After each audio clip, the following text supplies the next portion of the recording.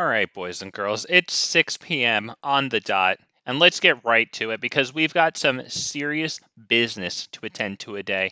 It's me, it's Big Fat MTG. It's so lovely to have you all with me. On your behalf, I know it's lovely for you to have me there too.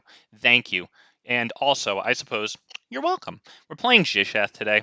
Gishath's son's avatar, as I move the microphone away from my mouth. Take a look at it there. 5, a mountain, a forest, and a plains. That's expensive. That means we got a ramp. But we get a nice reward for our ramp there and our investment into all that mana. Vigilance, Trample, Haste. When it deals combat damage to a player, reveal that many cards from the top of your library. Put any number of dinosaur creature cards from among them onto the battlefield and the rest on the bottom of your library in a random order. Now, we have some ways to profit off of that.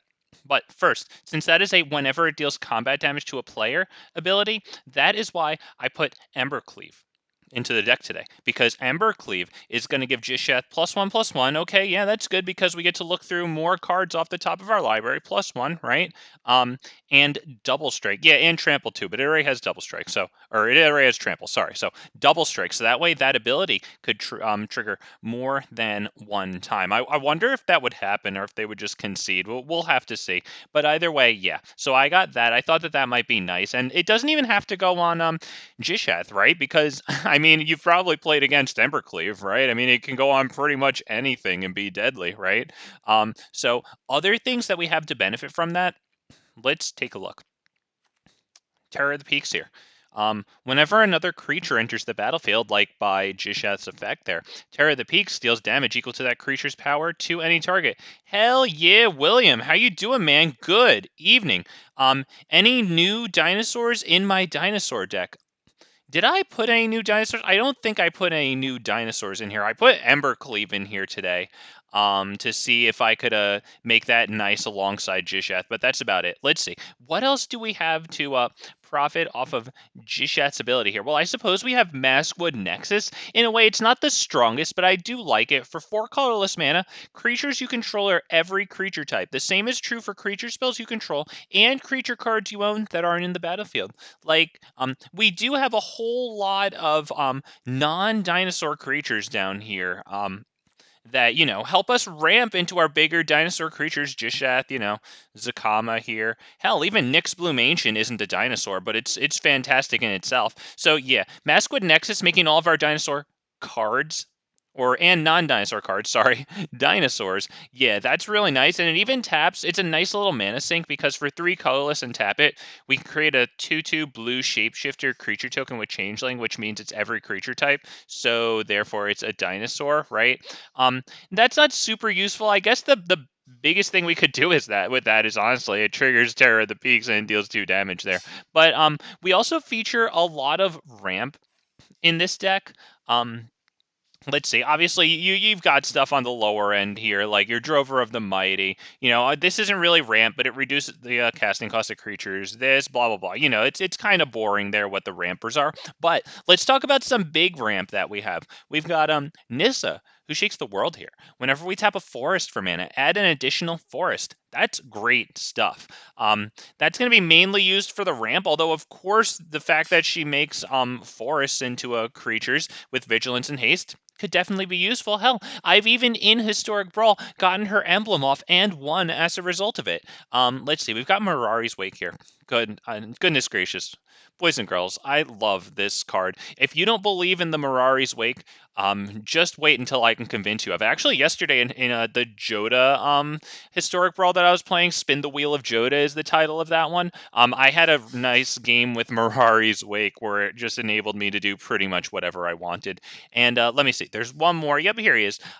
Nyx Bloom Ancient Trample. If you tap a permanent, any permanent, doesn't have to be a land. It produces 3 times as much of that mana instead. 3 times as much of that mana instead. That is so good. As a matter of fact, you know what I'm thinking right now is that I forgot to put something in this deck that is also quite good for ramping mana. Let's see. I want to get rid of Llanowar Elves, or Llanowar Visionary, sorry, Selvala. Any fans of Selvala in here? It's going to take a moment to load up here. Yeah, I totally forgot that I didn't get this. This is, of course, not a Dinosaur Swell, but this card is phenomenal. Just wait until we get it onto the screen here. It makes it so that whenever a creature enters the battlefield, if that creature is the strongest, there it is, beautiful. Thank you. I don't have to fill the dead space. Whenever another creature enters the battlefield, its controller may draw a card if its power is greater than each other creature's power. I just got this one a couple of days ago.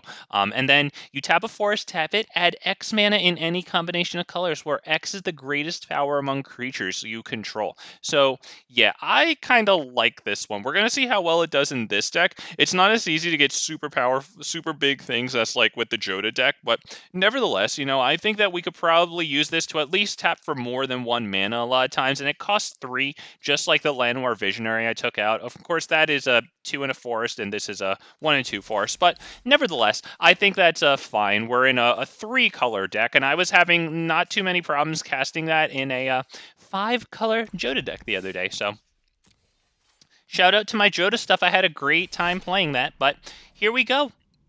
Playing Gishath Historic Brawl. I'm really enjoying the Historic Brawl format. Boys and girls, if you're if you're anything like me and you're done with investing wildcards into Explorer just to find a different way to try to have fun while getting stomped by Liliana and Blue Spirits and Enigmatic Incarnation and Greasefang, the defining deck lists, I can't recommend Historic Brawl enough. God, goodness gracious, boys and girls, I'm having quite a nice time. Oh boy! All right, so let's take a look at this. This is I think we can probably take this. We've got the green. They say hello. How very nice. Hello. They're running oh wow. Okay, so this might be a little fast here. Okay. Let's see. Why don't we do this first, since it's going to enter tap no matter what, and we can start with Drover of the Mighty, and maybe we'll go into Beast Whisperer at that point. I feel like he might eat an exile spell. But yeah, whatever. Whenever you cast an aura, equipment, or vehicle, draw a card. Yeah, that's extremely good. Let's make the one play that we can, huh? Sounds good to me. We'll unfortunately have to take at least 4 more damage here, which stinks. They're off to a great start. As a matter of fact, it makes me wonder, should I play Ranging Raptors? Because I wouldn't have to tap the Drover of the Mighty in order to play Ranging Raptors, and then we get a block on their stuff, right? And we profit off of it, profit 1 land off of it, which would actually bring us to, like 4 lands next turn before we even put 1 down. So let's see. That's if everything goes perfectly well here. Excuse me? Oh, because it gives priority to not giving me the damage. Okay, I should have looked at that. Okay, that's annoying. I'll definitely be remembering that, right? There's some tricks with the lands. Let's bring that one up. Yeah, those damage lands, or whatever the heck they're called, from Dominaria United. Okay, really cool. Oof, that is a lot. We'll block. Damn. Definitely got us nicely there. Search our library for basic land card, absolutely. I suppose we can probably get a green, so that way tapping this for green doesn't cause us damage. Yeah, I think that's okay. It looks like this one's just about over. They're probably going to take Terror of the Peaks, because that's, I mean, we obviously are going to have the 5 mana. That's just about the best thing to do here. And then, of course, Terror of the Peaks then reduces the Great Henge by quite a little bit. So, we got stomped out here by a fast deck. Fair enough. Good game. Good game. I think that's just about it, though. That's probably on to the next one. We'll have that enter tapped. We'll play this. Right, I don't think we need to even bother with the equips. They're gonna keep on playing equips. They're not too good. We might as well get something down. Although I don't even think we have a very good block. We're going to take 7-10 damage here. It's not really going to be nearly enough to do much of anything. So yeah, honestly, we can just head out of this one and get on into the next one. They're a little too fast here. We'll spare them. I don't think they're gonna have lethal damage this turn, so we'll spare ourselves having to wait. The best we could do is at that point maybe Terror of the Peaks for all of our mana, since their elite spellbinder there was adding 2 to its cost, making it cost a whopping 7. That's a lot. Our commander is expensive, and that costs 8. Damn. Good game to them. Damn, when you see that 2/2 legend for 1 planes, that Hound of Konda, whatever it is, man, you know that they're just gonna be coming fast and furious right at you, man. Damn. Okay, up against Taunos, the Toymaker. We've got a pretty good opening 7 cards here. I like it. The lands have all of our colors. We've got a ramp. We've got creature cost reduction. Augur of Autumn, even.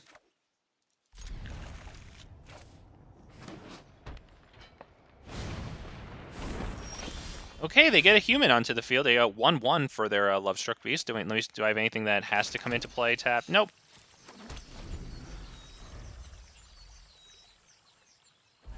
Yes.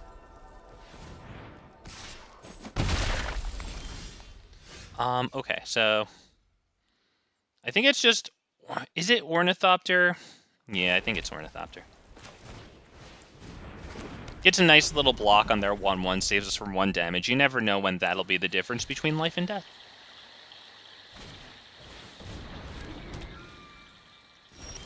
Okay, look at that. We saved the life. What's that? Untap another permanent, tap target permanent. That's kind of annoying, but I don't know if we need to use this on it yet. So why don't we drop Augur of Autumn right now, see if we can flip a land off the top here.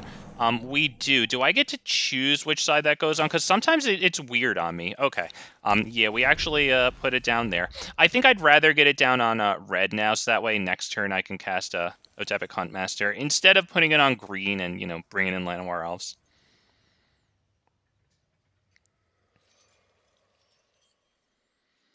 We've got the capacity for 4 mana now.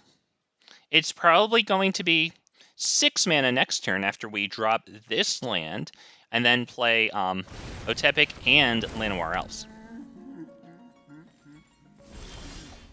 Okay, we get it to our turn. We've got Mirari's Wake here. That is, that's a fast track to Galta.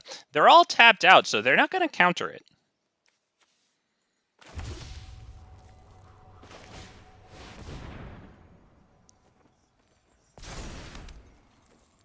Let me bring that up. Ah, goodness gracious. I love this spell.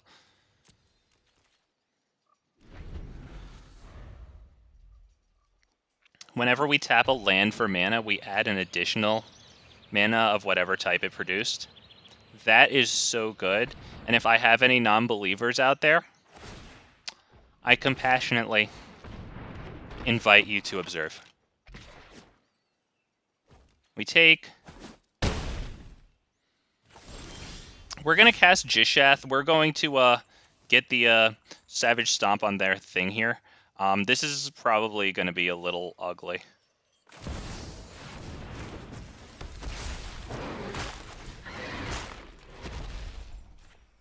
We get rid of their commander, and it gets a +1/+1 counter there, so we get through even another... Yeah. Yeah. Yeah. Ah. Goodness gracious, I love Gishath, man, but that was seriously a nail in their coffin with the Savage Stomp there. Good game. Mirari's Wake, man. Wow. Didn't even need the 5th land, forget it. Each of our 4 lands, they are tapped for an additional mana. Boom, 8, Ornithopter of Paradise on top. Oh, icing on the cake, wow. Wow.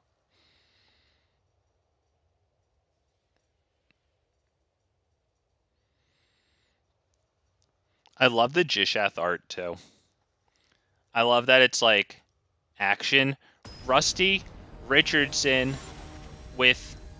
I think that those are supposed to be like dabbing. Yeah, it looks like hell yeah, man. Welcome, as always, man. Happy to have you. Yeah, that one was stylish though. I did enjoy that. Okay, we have Llanowar into Cultivate. See, this is tough because we don't have too much going on in this hand. But you know, I'm curious. I'm kind of curious about how this one's gonna go. Because we have a bunch of lands, right? We have Cultivate. We also have this, which if we can amass the 6 lands, we can kick this and get this plus 2 copies of this also. So we'll put this on, I guess we have enough green. We'll put it on the side that isn't green, whatever. We'll go Cultivate. We'll grab a red and maybe 2 reds since we kind of have 2 green right now. Oh, I didn't click 2. Okay, there you go. I did that. We'll click on either one. It doesn't really matter. They're the same thing. Okay, so we have 1, 2, 3, 4. Next turn we'll have 5. So I'd like to drop this kicked. So I think we'll actually start with this. Get the scry, right? Since it doesn't really matter super much. Let's see what's going on here. I like that guy. We're gonna drop down this and pass turn. So Terror of the Peaks is particularly nice with Gishath, right? Since Gishath puts creatures into play, and Terror of the Peaks, when creatures come into play, deals damage equal to their power to any target. Ooh, they didn't drop a land there. I don't know if they're going to. That's fine. It's annoying that we lose that. It does discount the commander, but they didn't kill Llanowar Elves, so I do get to get my Skyclave Relic kicked now. And we will happily spend our whole turn doing that.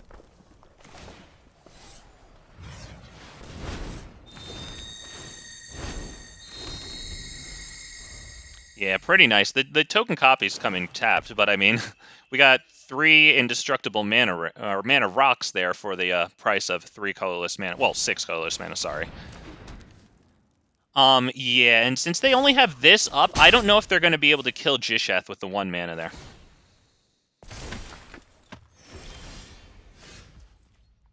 If they do, good luck to them.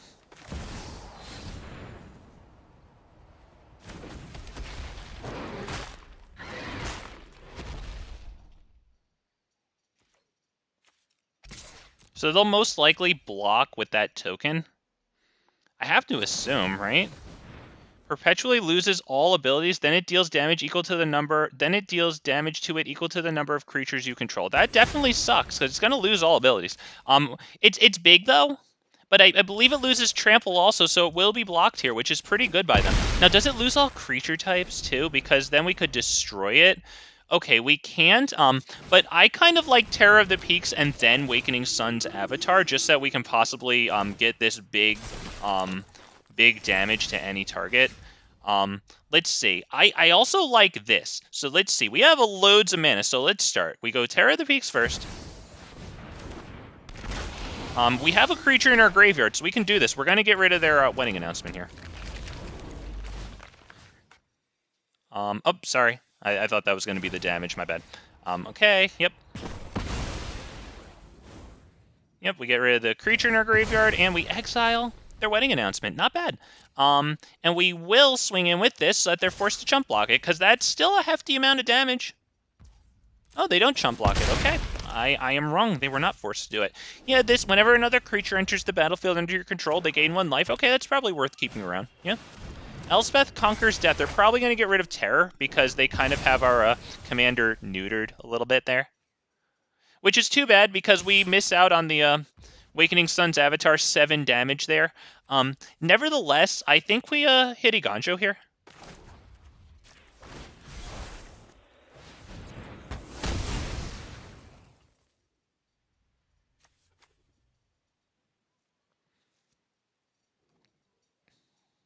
Okay. Well, that's it for them. Okay. Let's swing with this again. You know what? I think I will cast the Awakening Sun's Avatar. Let's see. We have 1, 2, 3, 4, 5, 6, 7, 8, 9, 10. Okay, so I will bring down... No, I'll do it next turn. Okay, here's what I'm thinking right now. Once I bring down Wakening Sun's avatar, they're going to really want to wipe the board, right? Which is all right for us because Gishath is neutered right now, and I just counted up all that mana there because it costs 8, right? But it'll cost 10 after they wipe, right? So, yeah, I'm kind of hoping to force them to get off the field. We bring it back. We do its ability, blah, blah, blah, blah, blah. Wow. Okay. We'll hold that in hand for right now. Let's attack with everything. As much damage as possible. It's 9. It's not too much. Okay. So we actually remove perpetual effects. Oh, okay. Yes. Yeah, definitely. Cool. Okay. So yeah, that's pretty cool. Okay, we get 2 damage in. We'll drop this guy. Pass turn. I don't mind keeping this guy in hand for emergency situations. I could have played it, but it kind of kills our things here. I'd rather, like, for example, at least kill their commander with it, right? That's annoying. They're gonna, oh, I thought they would minus it. Well, no, they wouldn't kill their commander. I thought they would minus it and then do that. I actually, honestly, wasn't paying attention to how they got that back. Oh, return target creature from graveyard. Okay, that's how they got it back. All right, cool. Yeah, cool. Do we, I think we do this so that we can force them to use Liliana there. Because Gishath just gets blocked, which is kind of annoying. So let's just do this. It'll destroy our stuff, so let's, All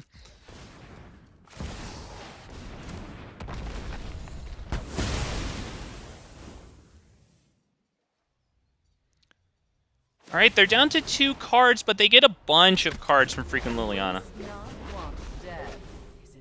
And we can't attack, so we'll pass the turn there. Their commander costs 6, which is, as of right now, until they drop a land, all their mana. Okay, now they have 1 left over. They'll I would have to assume they minus Liliana here. And then play their commander past turn. I mean, at least they get a card out of it when they sacrifice their creature. Yeah, that's a good play. That's great.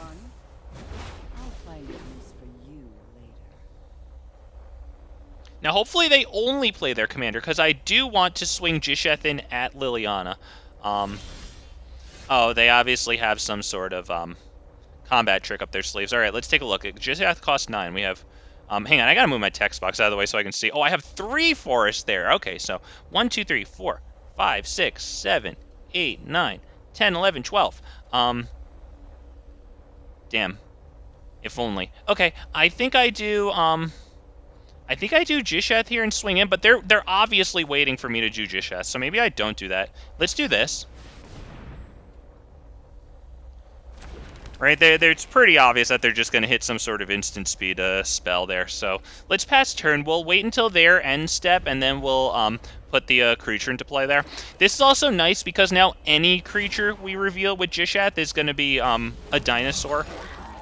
In addition to every creature type, right? Because they're all changelings now, whatever.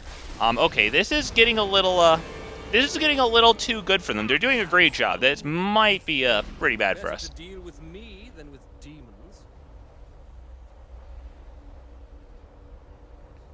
They have 4 mana right now, so I don't know what they're going to cast, but let's see if they can wind up casting their commander. Maybe this effect will somehow reduce its cost.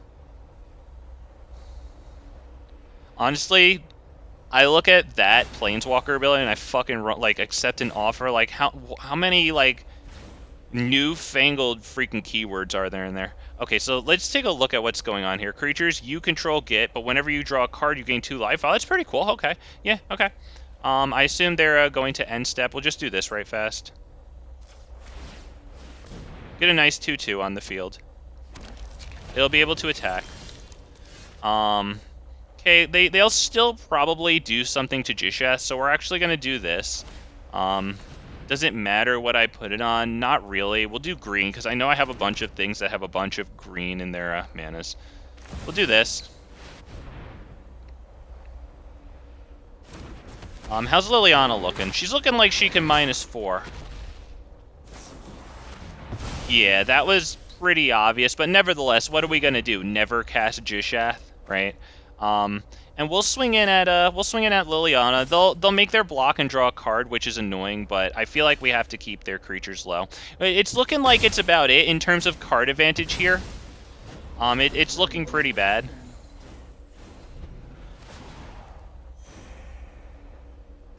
Gishath now costs 12. We definitely have that, but we don't have unlimited mana here. And if they pass turn again without casting their commander, it's pretty obvious. What was that? Whenever an opponent attacks you or a blah, they discard a card, and if I can't, I have to sacrifice an attacking creature. That's pretty good. We're gonna keep the but I'd have to discard that. I don't want to discard that. I think we might have to play this. And then they'll minus Liliana because they'll most likely very much want to get rid of it. Is that what we do here? Yeah, I think it is.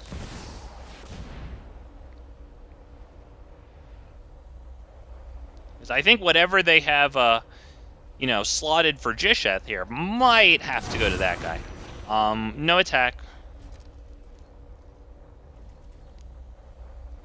Now, if they minus Liliana, we can still, yeah, pretty obvious that they had something there.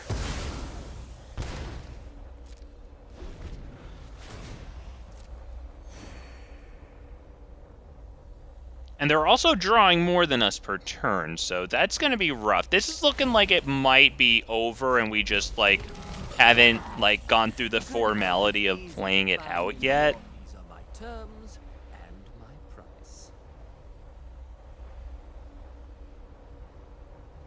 You take a look at this while this guy is doing that. Whenever an opponent attacks with creatures, if 2 or more of those creatures are attacking you and then whenever cast their... Wow, that's a lot of drawing there. Damn, that's pretty good.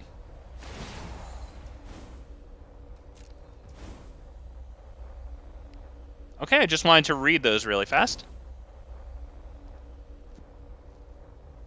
Okay. Okay, once again, they are very conspicuously holding open plenty of mana instead of casting their commander there.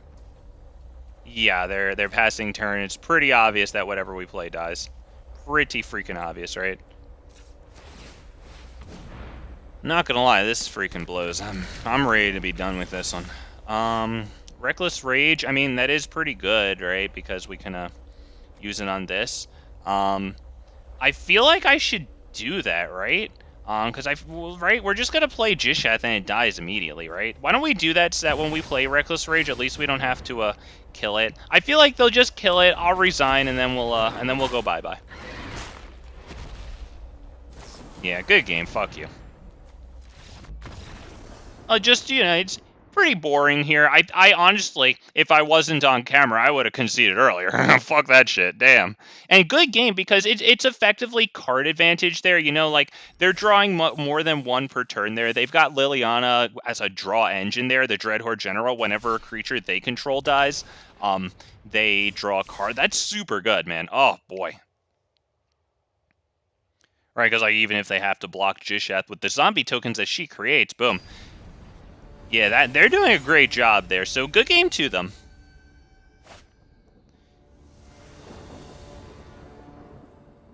Okay, that is... Okay. Well, this, Damn, look at this freaking power hand, man. Oh my god, it's all the closers. Yeah, we, Let's mulligan that right fast. Ah, man, there's no ramp here. And their commander costs 3, so let me actually look at that. I have to move my text box out of the way.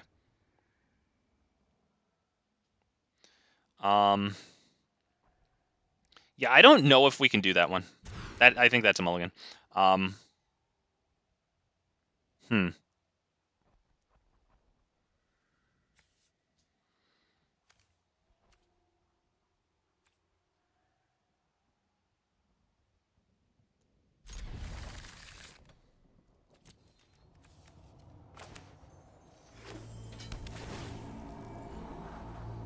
So my goal here, see what we draw. Okay, and then the next turn, because we have 3 lands here. That's not terrible. Let's see what we get with Commune here. That's going to be interesting. We drop this one because it has to come into play tap. Now this one will enter untap next turn. Commune with Dinosaurs. Let's take a... Oh. Alright, I guess we can take this one because if we have nothing to do, at least it'll get us a non-land card into hand, right? Herald's Horn is going to give us creature cost reduction and possibly more cards in hand if we reveal a dinosaur card with it, right? We obviously call dinosaurs since we're dinosaur tribal. Let's do it. I should have probably put this in the deck, to be honest. I think I'm going to do that at some point. That's really good. So we'll do... Actually, this will come into play untapped because we do have the basic land types. Now, do we do this to get something onto the field? I kind of want Herald's Horn. Why don't we start the card advantage right now?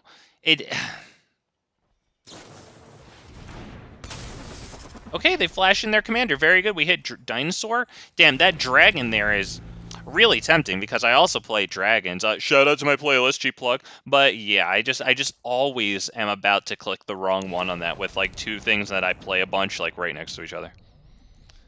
Damn, Swiftfoot Boots is great. I'm really happy that it got reprinted in this Brothers War set. I think it looks really nice. I love the art there. I love that flame coming from them. Swiftfoot Boots, the less powerful successor to Lightning Greaves from like the Mirrodin blocks somewhere. I don't remember where. Okay, we can't get an extra card off of that since it's not a dinosaur, but nevertheless, it is gonna ramp, right? That's pretty good. We can actually do that and Kinjalli Sunwing so that their stuff enters the battlefield tapped. Hexproof Haste artifacts cost 1 less. That's really good. Yeah, that's what we'll do.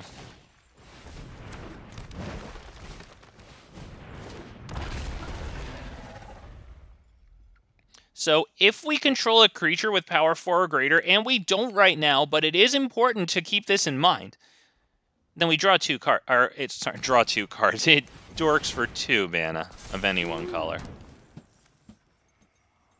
Jesus, they are reducing their casting cost to nothing. Staff of Domination is, by the way, I believe it's an uncommon. It might be a rare. I don't remember, because I'm pretty sure it was released in 5th Dawn, which is before the mythic rarity even existed. So, scumbags, as always. Okay, we got that. I mean, the thing is, they reduced this thing's cost by, like, 1, 2... Do we kill, like, this thing? And killing this isn't the worst, because the cost will continuously get higher, right? When we do this... I think we'll keep this untapped. Let's pass turn. We'll hold open Reckless Rage to see what they do, what they attack with. I would assume they attack with this and this.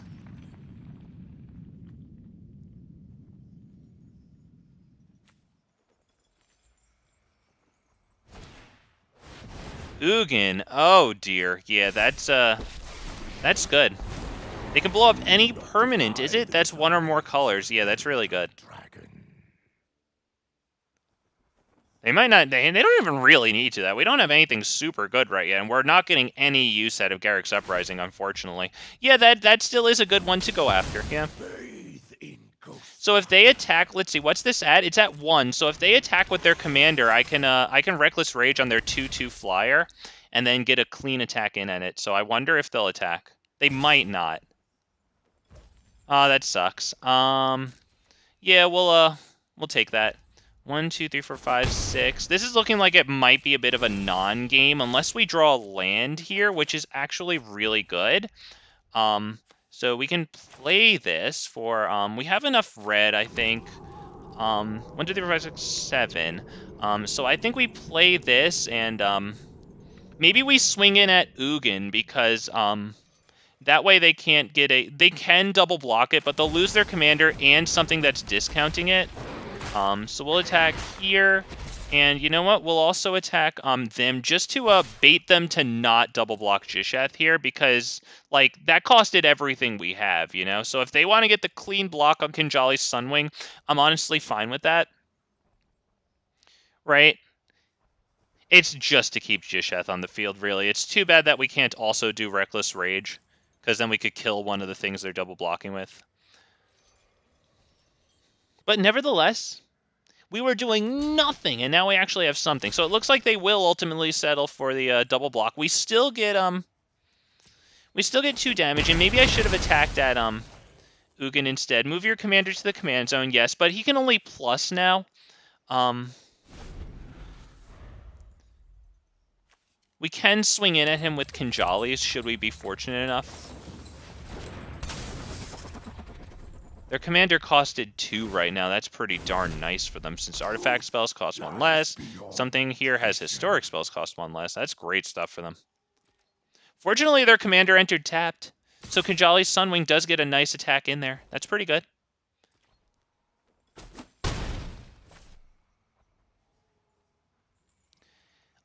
We'll wait for their turn to Reckless Rage their commander because it has Flash. So if we Reckless Rage it, they just, like, play it again, right? Like, pretty much right after that. So I don't see the point there. So we will swing at Ugin with this. And hope and pray that we get another land so we can drop Gishath. Or hell, even Zakama, because that costs only, quote, 8. Mascot Exhibition, that sucks. We're going to have to kill whatever they can block it with flying. Oh, well, they just win. Yeah, it looks like they pretty much just win, right? Because we can basically just Reckless Rage. Unfortunately, this land came into play tapped, and that is our 8th land, right? 7 lands plus this, so 8th mana, I suppose. Yeah, so that's pretty much a good game here. That's really good. Yeah, that's a great card. Cast artifact spells, let's bring that up. But they basically just win here. And good stuff to them. But yeah, I'm pretty sure I see more than 11 damage here. 5, 8, 10, 13. Oh yeah, good game. Are you done, dude? You're... Okay, buddy. I mean, it was a good game, but really, like... We're going to teach him a lesson, and we're going to not say good game, and that's going to really get to him. But yeah, good game. Definitely good game. Oh, man, it was... Honestly, though, it was nice watching him play, but it was a bit of a, it was a bit of a nothing burger there, not gonna lie. We had, like, pretty good setup for ultimately nothing that came through, so, yeah. On to the next one we go. Thank you all for stopping by. Rusty Richardson, William, what I believe is my notification squad. YouTube doesn't tell me. I don't need to know, but I see you guys coming in right about when I start a bunch of times. So shout out to you, man. Loyal viewers, notification squad. Fuck yeah, let's go. Making it interesting to stream, you know? Interacting with other human beings instead of just listening to myself talk, and that's it.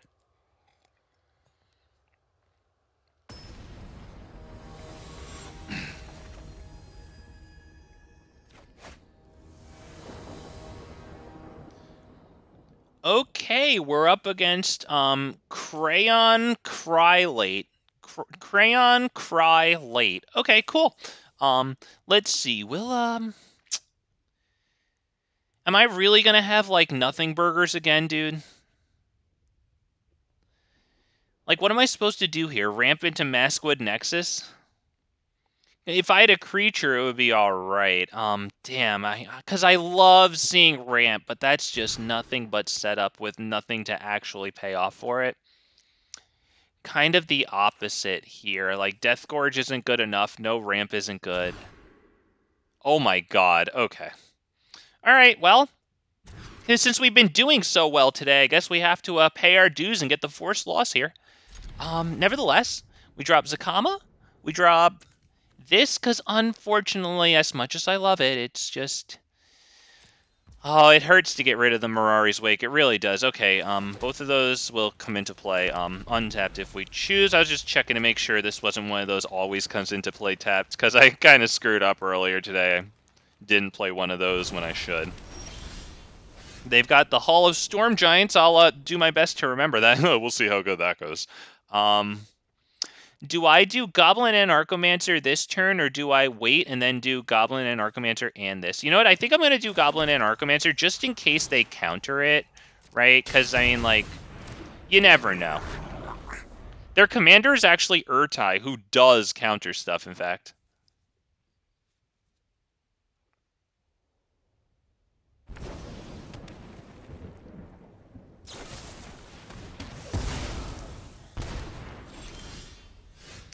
Okay, that's not looking good.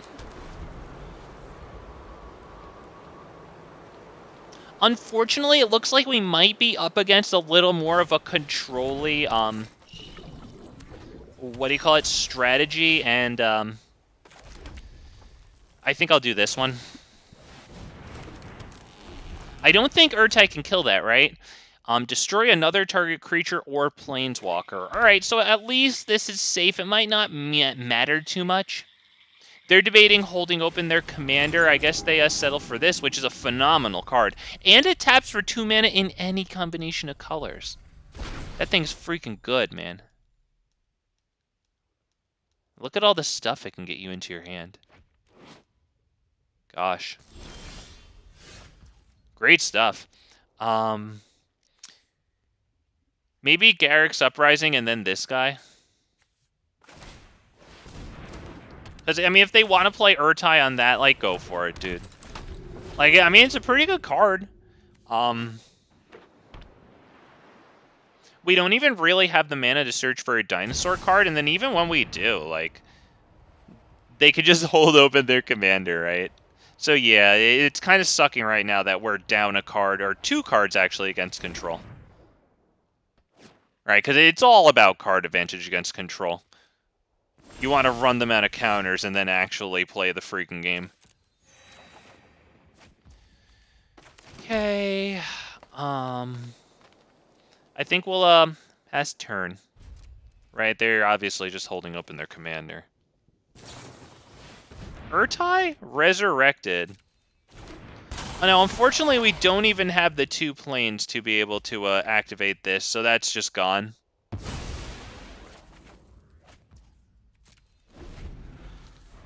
Okay, this is interesting. This is definitely on the chopping block for this deck, so, like, if some nice new dinosaur, like, is either recommended to me or, like, you know, whatever, yeah, that could happen. They get the reality chip configured onto Shieldred, so now they can play lands and cast spells from top of library. Do we do this? Because then they just get Urtai back into their hand to counter more stuff. Yeah, I don't think I need to block him. All right, yep, we lose the life. It sucks. I think Faceless Agent and then hope that we get something nice. Oh right, this is a dinosaur now that it's all creature types. No attacks, honestly, because it chumps Shieldred. As a matter of fact, yeah, unfortunately we don't have the 3 mana for this that it costs to effectively chump Shieldred like that.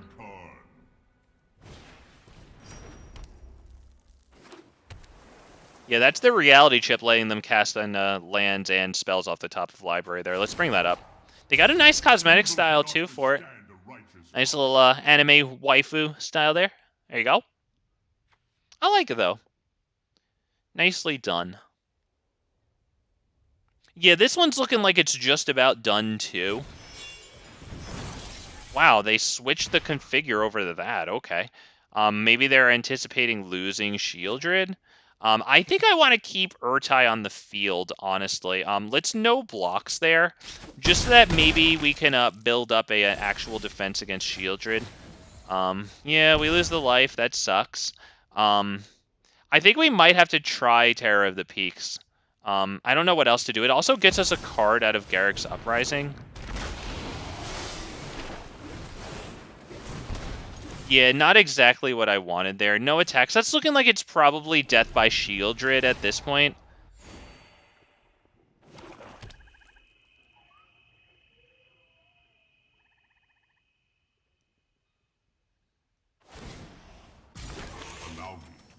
Wow.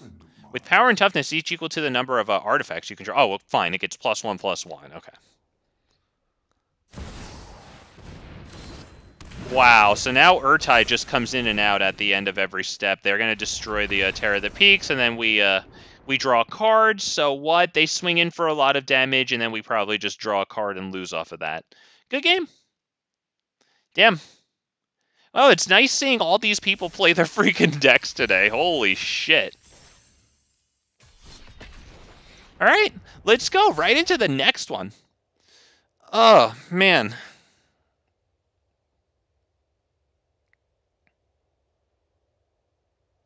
See, the thing is, in these commander decks, it's definitely very important to have your support cards, but I wonder if my balance of them is off. I don't know. Maybe it is.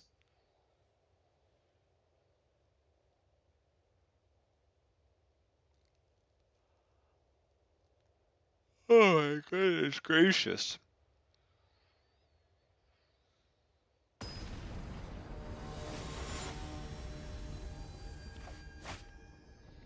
Golos, Tireless, Pilgrim. Very good. You know, I do have 2 and 3 drops. Well, mulligan that? Christ almighty, dude. You know what? I'm gonna take it. Because we might be able to commune into something nice.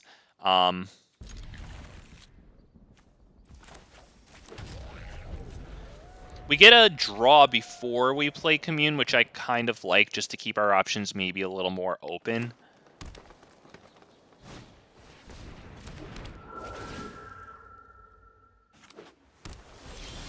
Yeah, very good stuff by them.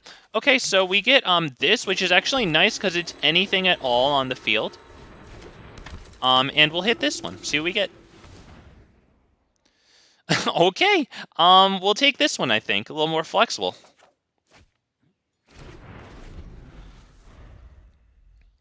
So I think I will reveal the Awakening Sun's avatar with this, and we'll gain 2 life, so it's fine that we'll take 1, we'll go up 2.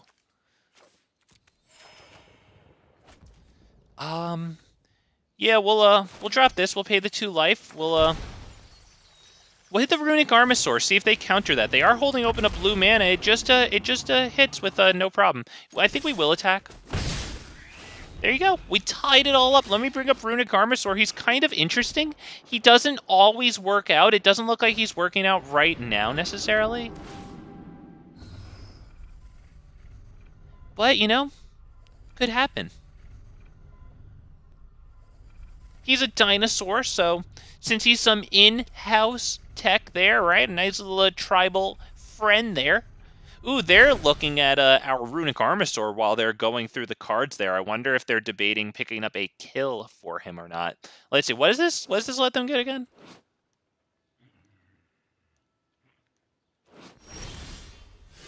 Yep, we'll just reveal the same old dinosaur. We'll gain another 2 life. Not bad.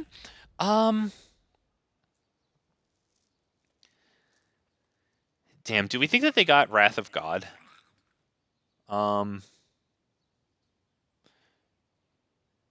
Do I play the Oracle here? I kind of think I do. Ooh, we actually do get the land off the top. We will attack with this. Unfortunately, we can't hit the Heroic Intervention. If they block that... Okay, they didn't block that, so I don't know if they're going to wipe. If they did block that, I would say that's definitely wipe behavior, right? Just save themselves the damage. Their creature's going to freaking die anyway. Time Warp. Okay, let's do the Time Warp again. Go ahead.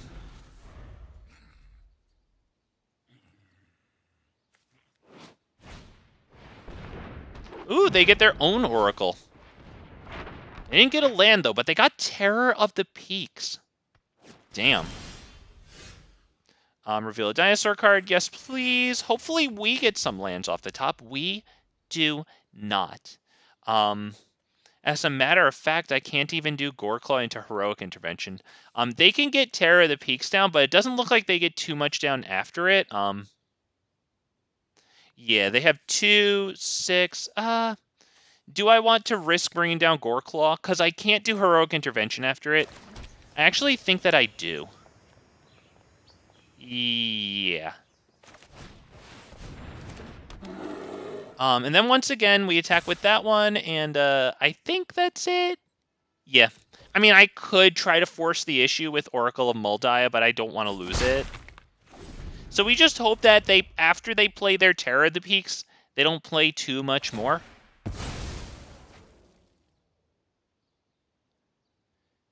So that's going to be 5 lands in total, and then plus 2 mana here. Doesn't look like they got a land off the top here. They won't be able to play that with... Oh, my God. All right, forget it. All we have to do is make it so that they don't play Omniscience, I guess, right? But, God, okay, they freak Jesus. All right. All right, dude. Wow, they knew exactly what they wanted. This is going to be shuffled into their library.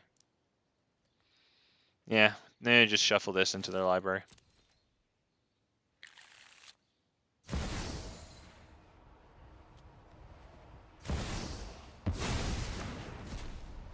So our creatures lose all abilities. Does that last forever? Is that like one of those alchemy perpetual? Where'd it go? Did it get exiled?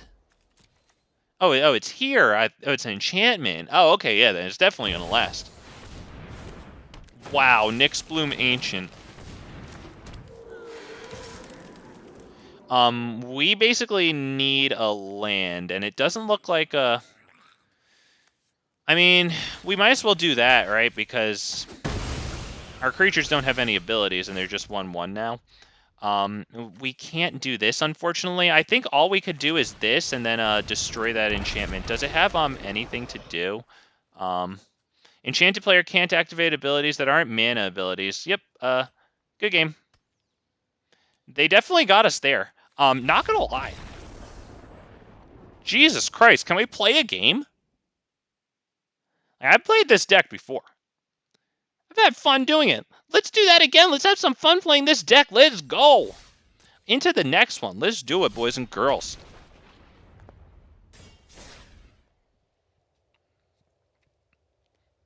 As we attempt to find usable hands in a deck that I know I have usable hands possible with. Let's go. As a matter of fact, probable. Not just possible. Let's go. We found our opponent. These little things in this loading screen remind me of those, like, dwarven spiders from, like, Morrowind. Maybe they were in Skyrim, too, like the Elder Scrolls. Okay, but actually, what the fuck? Like, where's my goddamn shit? All right, free mulligan. Let's see what we get. I mean, at least this thing can seek us a non-land card into our hand. Jesus Christ, man. This is actually slim pickings all day. We'll start with, is anything, like, going to be... Yeah, just this one so that we can get Llanowar Elves.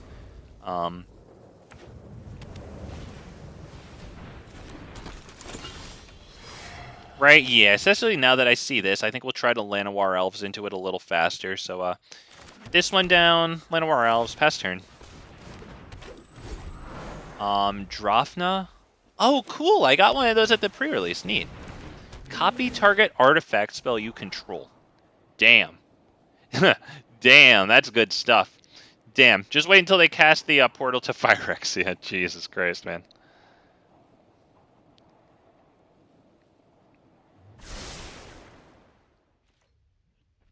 You should add Star of Extinction. Angela, welcome back, man. Just for the flavor.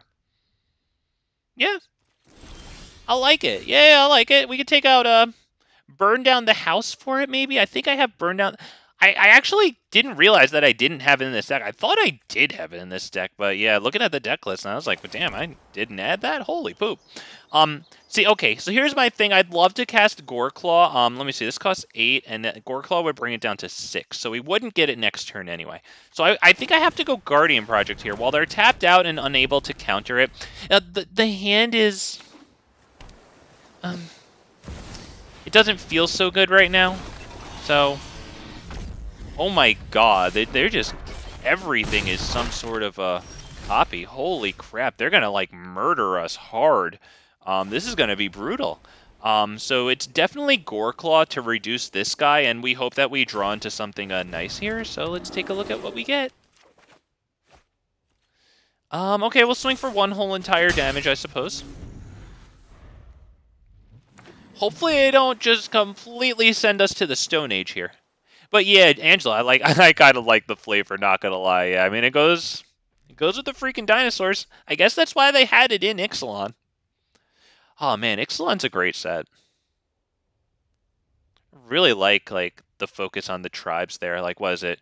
Merfolk, dinosaurs, vampires, something else that I'm forgetting.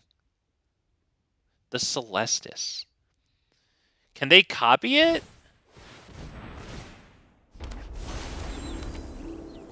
They can, and it's not a legendary. It's a legendary token? Oh, okay. I was going to say, like, it's a legend, right? Oh, dude, you don't have to resign. You're doing great. You made a boo-boo. Oh, man. So now my victory, the first victory in, like, the last 4 or 5 games is a pity victory from some guy who he messed up. I'll take it. Good. Give me my coins. Let's go. Easy coins, easy life. Ha, ha, ha, ha, ha, ha.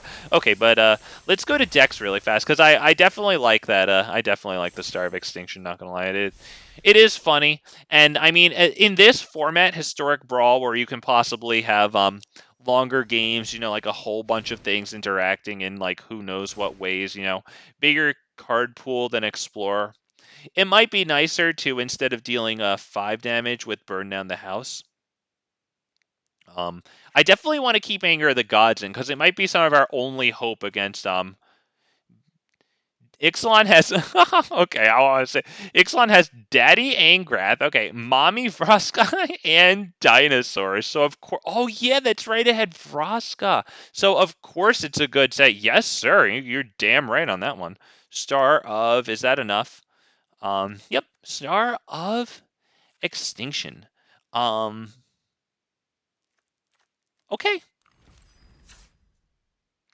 Geez, I wonder if there's cards that let me, like, either rig the top cards of my library or maybe like, put cards from my hand on top of my library, but, like, in these colors.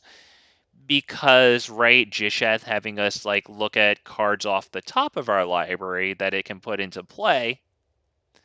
Like, I'm just a stupid idiot trying to think of how a smart person would be sneaky and, like, really, you know, like, rigging the Gishath reveals in his or her favor.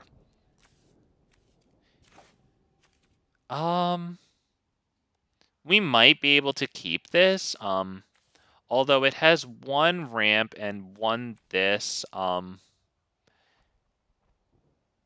but it does have this. It even has anger in case they go fast. Do I try this? Because it's really tempting. I've had kind of poopy hands, but it itself isn't. I'm going to fucking try it. Screw it. All right, so this goes on red. This goes down first. Okay, that's lifelink. Let's see if they drop in a Johnny Pridemate. If they do, then we have to abrade it. Authority of the Consul. Well, they'll definitely have it. Doesn't this make a Johnny Pridemate tokens? Yes, it does. Which stinks. So I think we are not going to kill that yet. I think we drop this on. Do we drop it on red? Why don't we just hit this? Just ramp a little. It was that or hold open Abrade, in case they have a Johnny Pridemate. I didn't play the Marauding Raptor because it would fall to Anger of the Gods, and I'd rather kill their stuff. It's interesting that they have this. I don't know if they're going to put counters on it, because it's for each other creature named Charmed Stray, and of course in this format, you know, like 1 of each card. Why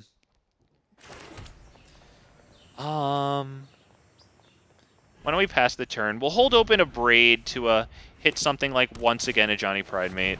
Llanowar War Leader. That's pretty brutal. That's probably going to involve Reckless Rage in this.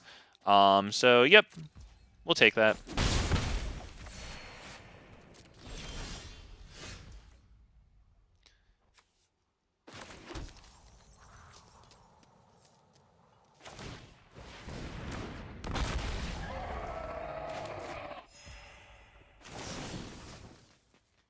Yes, please. There you go. And pass turn, once again, holding open Abrade. Now, I think it only deals 3 damage to target creature, right? Yeah, looks like they're playing. I didn't even. Well, let's see if they have more cats, because I know this is obviously like. Why the hell would you have this if you weren't running Cat Tribal? This is kind of just good since it has lifelink for a Johnny Pridemate, and it's like a Is it a 1-drop? I thought it was a 1-drop, yeah. I don't even give a shit at this point.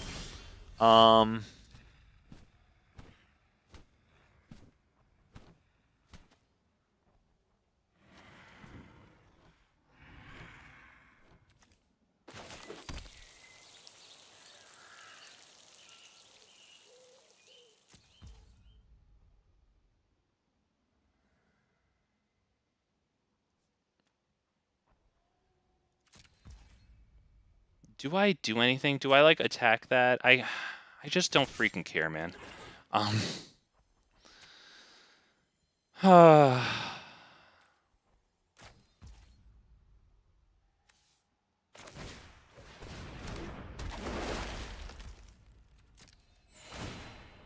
Yeah, I think that's just getting too big, unfortunately. I may or may not have screwed up in hitting it with an Abrade. I'm sorry. I was just thinking about how the hell I'm going to get to Gishath and like kill their stuff. And in doing so, I kind of just pressed spacebar. To be perfectly honest with you, because I know it's probably frustrating to see me do that. And by probably, I mean not probably, but it is. So let's just get out of that and into the next one. Just like the last guy who screwed up and conceded. Yeah, it's an unranked format. Although I'm pretty sure in ranked formats, don't they like have they've got to have like a hidden MMR, right? Like they usually do.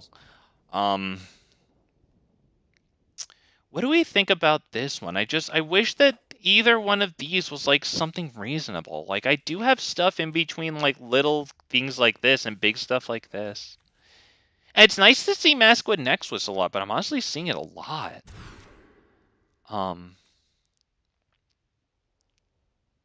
Jesus, man. I mean, do I keep this? Let's see. They have Kenrith. The problem is, like, Kenrith is really freaking good. They kick my ass all over the place, and I don't have, like, I have Skyclave Relic into Ripjaw. We go second, so that kind of sucks. Okay, fucking god, dude, come on. You know, I actually have stuff in this deck, like, to ramp at 2. Alright, so we'll drop the Awakening Sun's avatar in that. Let's go. Secluded Courtyard, untapped. So we'll just do this. Oh, nope, sorry. I mean, it doesn't really matter. I just wanted to call Dinosaur first. That, pass turn. Wow, not gonna lie, this is a freaking grind today. It must be like giving me a karma for playing Joda for the last 3 days, I swear to God. I mean... I'd love to sit here and hear myself cry, but, like, I did just look at my deck list just to confirm that, like, I do, in fact, have, like, some cards, like, that are actually, you know, like, mid-rangey / rampy, kind of. Okay, we'll search for a source of white, I think, just in case we draw a spell with white, because, you know, Secluded Courtyard will only tap for any color for dinosaur spells. Otherwise, it taps for colorless. So I think that's probably the way to go here. Now we can do Herald's Horn calling dinosaurs to at least further contribute to casting Gishath there, right? This, by the way, great card. Or, there's the card. There it is. Let's see. Okay, we have Runic Armasaur. Do they have any, like, silly, stuff on their things here? Their lands is the word. Unfortunately, we really need the land there. Right, so we could get into a Tali. So hopefully we get that because Kenrith is going to be bad. Historic spells they cast cost 1 less. Oh boy, great stuff on their behalf. Holy crap. And then they get that for virtually free, I guess for, yeah, 1. Damn. Silverback Elder, Jesus Christ, man. Okay. And they don't have any lands with any of a creature or a land that isn't a mana ability. You can draw a card. You know what? That's going to be pretty good against Kenrith because it has all those activated abilities. So maybe we should get it down now before they drop Kenrith. So I'm thinking maybe Faceless Agent first, just see what the heck we get. Come on. Okay. Alright. Alright, dude. We're gonna do it with what we have. Alright, let's go. We're gonna do it, boys. We're gonna do something. I don't know what it is. They didn't even play anything. Are they just like looking for me to overcommit and then wipe and then do Kenrith? Because I mean, come on. He costs like 5 and they have all the lands in the world plus historic spells, which includes legends, cost 1 less to cast. Like, come on. Like, do we really think that they couldn't do anything else? We'll do this. Does it have like flash or something? Are they gonna flash it in? Like, let me see. Like, they don't have some weird mana thing, right? Oh, well, okay. I mean, that's clearly what they were going to do there. Immortal Sun. Okay, well, if I guess I have Domri Anarcha in here, so that will affect us in that regard. I think we can probably go Kinjalli Sunwing here, just so that they can't, like, straight up attack, because it does give all their stuff, like, or, you know what, I just realized that got 3/3. You know, whatever the hell, we don't really need that thing. Nevertheless, yeah, because this thing does give Trample and Haste. Wow. Oh, Mind's Eye. Released in Marauding, I believe. Unless it wasn't, but either way, I'm pretty sure that was released before Mythic was a thing. You know what? It's not a land, but at this point, I'm going to fucking take it. Because this is pathetic at this point. We'll hit this. Have you guys ever tried or seen a Rin and Seri in... I don't even know what that is. I'm interested. Would you... Tell me, I'm curious. Would you tell me more? Definitely curious about that, man. What's going on there? Do we hit the Death Gorge? I think so. Just to have stuff on the field so that when they swing at us, we can swing back at them. Let's get rid of... Is there any... Maybe they can recur artifacts. Maybe that's the best one to do. We'll also gain life here. Because it can't get +1/+1 and, like, use that. No attacks because, Runic Armasaur 2/5 doesn't get through the 3/3 there.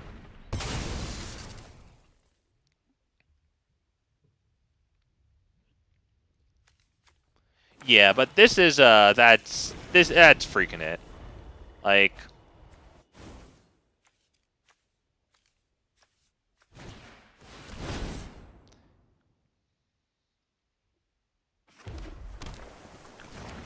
Let's see, I mean, honestly, our best hope might be attempting to get down a Tally and then, you know, kind of have him as a sitting duck for... Oh, Jesus Christ, my dude. Yeah. Thing is, at 6/6 here, Atali, like, it won't even trade with that because Kenrith here puts a +1/+1 counter for 1 in a forest. It's so affordable. Put a +1/+1 counter on target creature. So that could be him himself. Hell, he doesn't even have to do that. They don't have to risk it just in case we have like a combat trick, right? They could just put it on their other thing because it costs 1 in a forest, right? So like, yeah, you just put the +1/+1 counter on freaking whatever you have. It don't matter. Damn, holy crap. Okay, I'm gonna have to actually take a freaking good look at this deck because at this point, like, I mean, I've been fine with it till now. There's a reason that I didn't edit it until now, but I'm going to definitely take a look at this because I really wonder if this is just karma coming to bite me in the ass after playing Joda.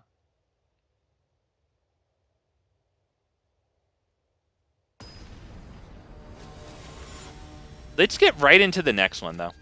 Atris, Oracle of Half-Truths.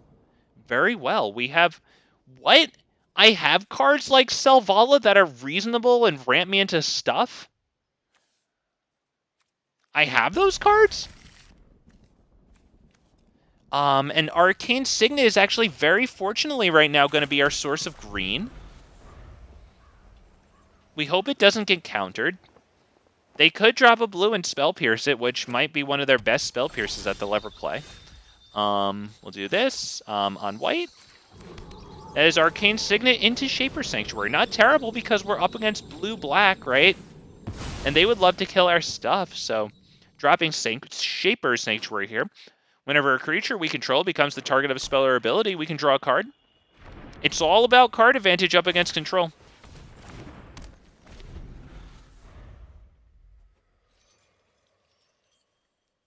We got Detection Tower here. Let me bring that up. They get their own Arcane Signet in response. Very good. We will drop this. I don't think we drop Shifting Ceratops because it doesn't get haste. I think we do this. We get probably double green here just in case they get rid of our Signet. We do have red, white, right? Green, green, very good. It doesn't really matter which here, so we'll just click the screen. Okay. I like that turn, all things considered. Very good. Okay, unfortunately, that leaves them with 2 mana open. So they can totally counter stuff. So actually, since I want to bait out their counters, I think I start with this.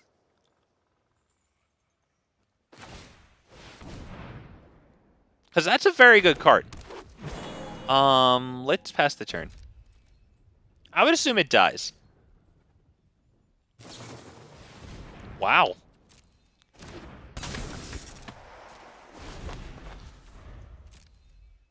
When it enters the battlefield, target opponent looks at the top 3 cards of your library and separates them into a face-down pile and a face-up. Oh, okay, yeah, I think I faced that before. Oh, he passed the whole turn, that's wild. Okay. We're gonna hit the Shifting Ceratops here.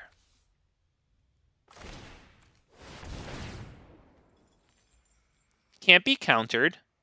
I would imagine they're either gonna flash something in which might have blue in it. Okay, that's nice. That's definitely nice. Let's see. We will... Heaven, welcome. Happy to have you. Dinosaurs and hearts. Yeah, oh, dinosaurs are... Oh, I love my dinosaurs. Gosh. Appreciate having you. Welcome back, of course. We will attack with this. We will not attack with Beast Whisper, because I'm sure they would love to flash something into a kill it. We can still give Shifting Ceratops haste. Or, haste. Trample. It also has protection from blue. So even if they flash something in with blue, it ain't going to block Shifting Ceratops. Wow, we've actually got them thinking. Not bad. Okay, they do something to Beast Whisper. We at least get a card out of Shaper Sanctuary. Damn. Good stuff. Good stuff. Okay. Now they're that's pretty cool because they have a copy of that. Spells with Flash now cost them 2 less to cast and can't be countered twice as hard. How's the matches been? Don't watch before this point. It hasn't been bad. It's just been boring. Like, the hands haven't been functional. It got to the point where I was like, Jesus, do I have to, like, reinspect this deck? To be perfectly honest, there was, like, one pretty good game, like, right towards the beginning, and then it was just a whole bunch of, like, karma biting me in the butt for having played Joda for the last 3 days. But I'm really happy to kind of, draw into, like, an actual functional combination of cards this time. So I'm super grateful to see my Selvala here. Oh, gosh. Love that card after it got me so much mana in the Joda deck. Okay, so I have to separate their cards into a face-up and a face-down pile. I'll probably give them... which one? Do we want them to get the Hive?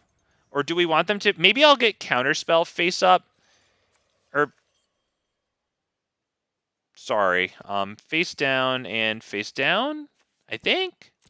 I don't freaking know, man. Can you not cast your commander too much so I don't have to do that? It's hard enough to read the cards. Okay. The good news is that they're all tapped out, okay? Since they're all tapped out, I'm all about... Hey, wait. 1, 2, 3, 4, 5, 6, 7. Okay, so if I pay for 4 of that, then I would have 3 left over. I could play the Great Henge. So I think we can get the Great Henge into Mirari's Wake. Okay. 1, 2, 3, 4, 5. Okay, but if okay, now that's the Great Henge, right? And then I have the rest for Mirari's Wake. Oh, yes.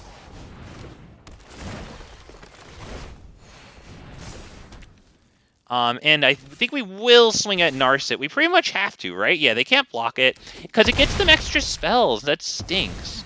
You are a mighty warrior.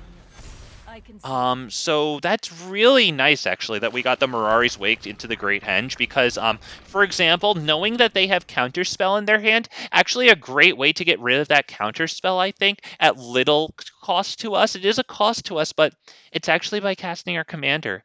Since we have the Mirari's Wake doubling our mana effectively, we cast Gishath, they counter it, it goes back to Command Zone, and then we will still have a lot of mana for a while.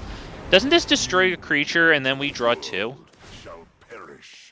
So we're gonna replenish our whole hand here because we are drawing with the Shaper Sanctuary. I might be drawing too many cards here. I mean, they of course hold open their mana for Counterspell, but we're gonna be able to cast a lot of stuff. Is it waiting for me to do something? It's waiting for them to do something, right? Like, maybe they're playing on mobile here. I hear that's kind of an iffy experience in terms of maintaining your connection, because, like, I don't got something to do, right? Like, it better show them roping soon. I think I'm good.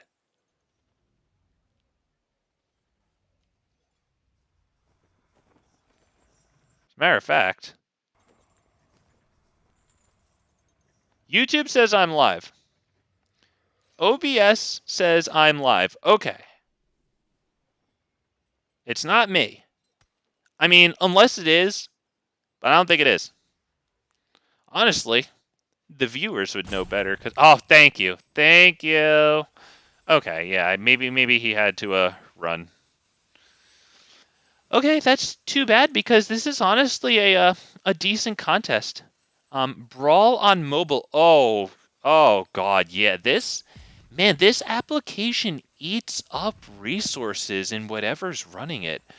Oof, Brawl on mobile? Yeah, and I bet your device gets really hot and it just drinks your battery like water. Man. That's too bad. Well, we'll see if he can reconnect in time. I highly doubt he left. That's such a weird place to leave. I'm almost positive he didn't, like, leave this match. Okay, but nevertheless, let me think. So I take the Shaper Sanctuary draw. Ob Nixilis will also draw us 2 cards. Okay, it looks like they might be back.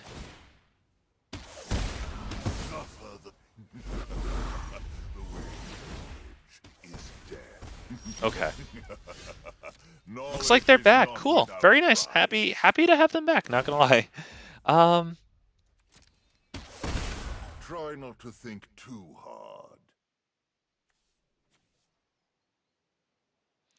hard. I gotta take care of chat really fast. But boys and girls, as always, we're blessed from our sponsor here tonight. New dating site. Oh, come on, man. My freaking application here is lagging up a storm. Oh my god. Sorry, I'm in my YouTube chat box now, and it's really freaking screwing up here. There you go. Oh god, I don't even want to say it. I always say the same thing to that anyway. Okay, we dropped this. Wow, that YouTube chat box is actually taking all the time in the universe. Do we start with this? I kind of like this. Just to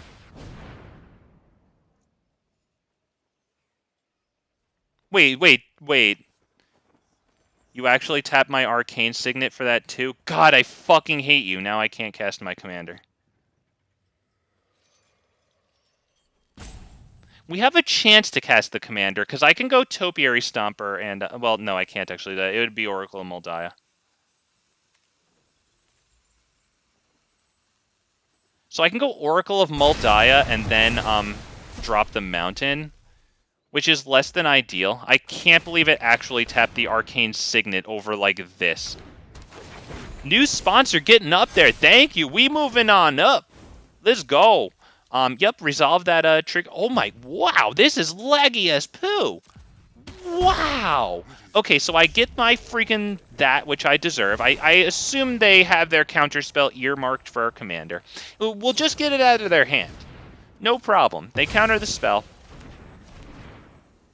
We get it back. We still have 4 mana. So with that mana, I would like to cast Topiary Stomper. Yeah, honestly, probably Topiary Stomper because I don't want to put Selvala into a wipe. I feel like if they see Selvala, you know, we'll get another source of red. So that way I don't get freaking screwed out by that thing again doing that. Damn it. Okay. Cool. Not bad, not bad. We are taking a lot of damage. It's kind of nice that we have the Great Hench here. Because, yeah, we need to kill that thing. So, actually, the fact that we need to kill that Ob Nixilis, because it's doing pretty well against us right now, not gonna lie. Yeah, I wonder if they wipe. But the wipe might be expensive, like Blood on the Snow, you know? Let's see, they have 6 lands, 2 rocks. They still hold open 2 mana. Okay, what do we want to give them?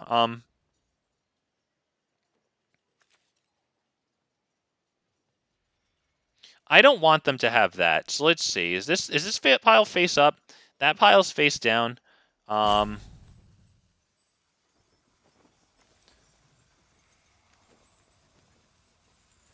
Yeah, let's do that. I don't even freaking know how to be clever with that one, so just let them do whatever they want. Okay, they actually missed out on that, which is it's all right. They still get a thing to draw them 2 cards, which is pretty good, but they can't cast it now.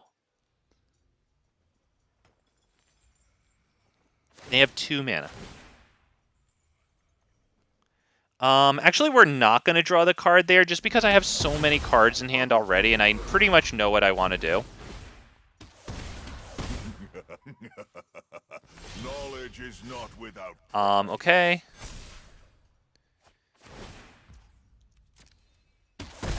Try not to think too hard. Do I do Nyx Bloom Ancient? I feel like Nyx Bloom Ancient gets me wiped, like, guaranteed. So let's do that. We'll start with Herald's Horn.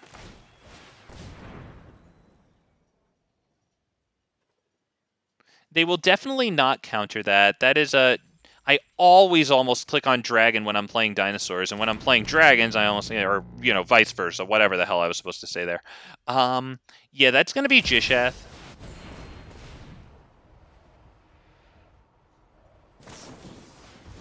Yep, they opt. Fair enough. I don't see them countering that unless they get that, like, 1 island spell that counters target spell that, like, wasn't cast from its controller's hand. We draw a card. We will lose a life here from Ob Nixilis. Definitely deals us the damage. Annoying, but nevertheless, we move to combat. We will kill this because that's what we got to do. And we'll actually... Yeah, we'll attack with this, because if they want to block with their commander, that's going to cost them 4 more the next time, which would be a total of 8. So that would be all their mana as of this second, at least. I don't think we're going to do anything else here, because I think this is an acceptable wipe for them, especially since this has Trample. You know, they have 14 life. They're kind of getting down there. They have this draw spell, but do they have a human? Is this a human? Okay, so it'll only cost them 1, which is really good. So that, yeah, what? Why'd that cost? Why did you pay 2 for that? It costs 2 less if you control a human. Oh, and a non-human creature. Oh, okay, okay. Oh, then good stuff. Good, great. It cost them 3. I like it. So they have 4 lands and 2 rocks now. When this hits the 12th hour, shuffle your hand and graveyard into library, draw 7 cards, and exile it. Okay, well, that would be pretty cool for them. I mean, it's not going to be super good unless their hand sucks, because they have a nice full hand. Now they got 6. Something interesting of note right now, since we have Mirari's Wake and Nyx Bloom Ancient, Mirari's Wake kind of like... does it add more mana? Would each thing... Oh, man, they're doing that, all right? I just wonder if we would have 6 times the mana from each of our things if we had Nyx Bloom and Mirari's Wake. So they're going to hit... I think this is... Oh, this is even. Okay, they hit odd. I'm not sure why. I guess they're conceding.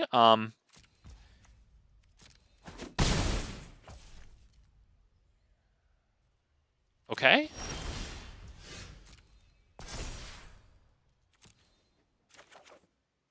Well, let's try to draw into something nice here. Damn, you know what? I really wish we had Terror of the Peaks. Let's start with like this, because we don't freaking need it at this point. It's just for the draw.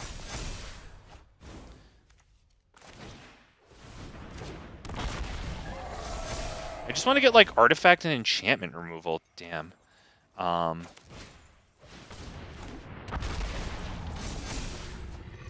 Well, I'm not going to get it, and I don't want to put any of these into a wipe because they're pretty useful. So we'll do this, and we'll be very picky with what we put into a wipe here, or with what we bring down. Is Zakama? Yeah, you know what? I would like Zakama because it can destroy their artifacts and enchantments.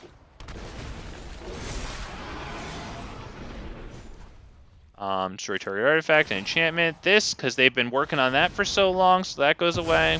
We're going to get all of them. And we're going to gain life. So that's definitely demoralizing, and I wonder if that takes away from their capacity to recast their commander. It would certainly make it so that they just about have to do all of their mana into it.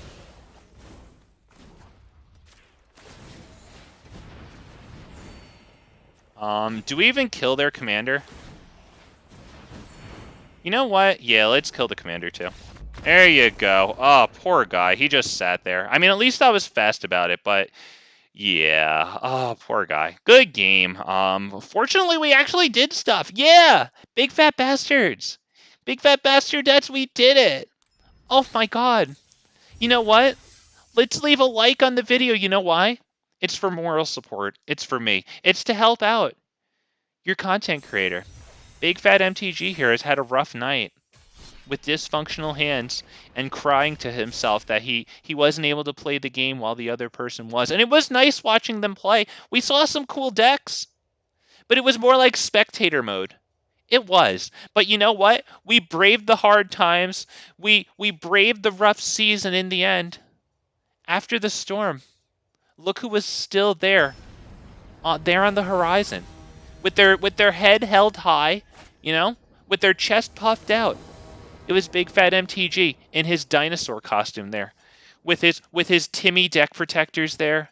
Oh yes, haha! What a dino cast! Yeah, right. Oh man, Zakama of all things there to actually clear them of their freaking artifacts and enchantments. Yeah, man.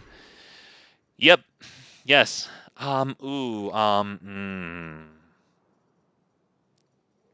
actually have two dorks here. I'm gonna try it.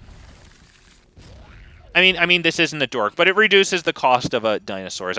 What I mean to say is that these contribute to casting Galta. So I guess that first. Let's see, what do we have here? Oh, shoot, I should have done that first. Trigger happy. Stupid. Okay. Hello. Okay. Yeah, I don't have them all memorized yet, so I see Highland Forest. I don't freaking remember what that does. We'll go Drover of the Mighty. Okay.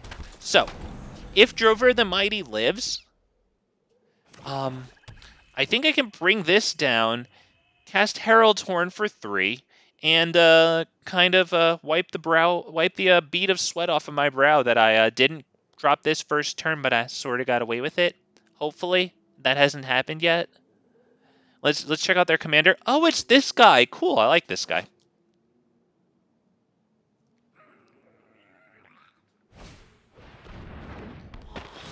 You should check Rin and Seri after this match. It's a 4-mana 9. Oh, hang on.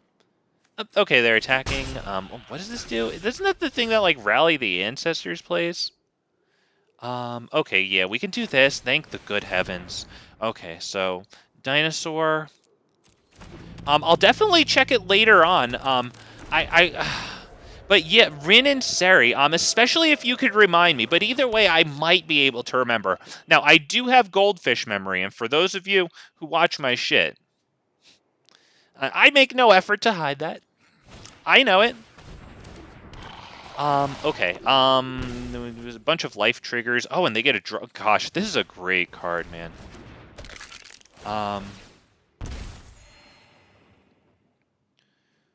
Okay, we're losing life. We're going to drop our 4th thing, which kind of only gives us Terror of the Peaks, which, to be honest, I don't know how good that it's... I mean, it's good, but, like, it could just die. The problem is, like, I don't have anything to do next turn. I can't even play any creatures. But if I do nothing, then they just keep beating me, so...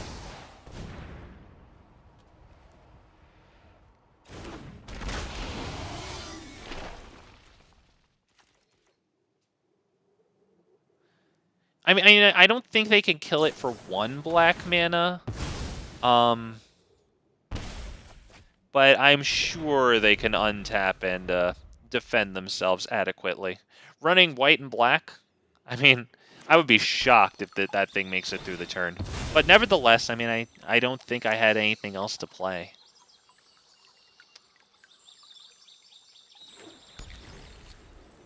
Okay, so let's see what happens here.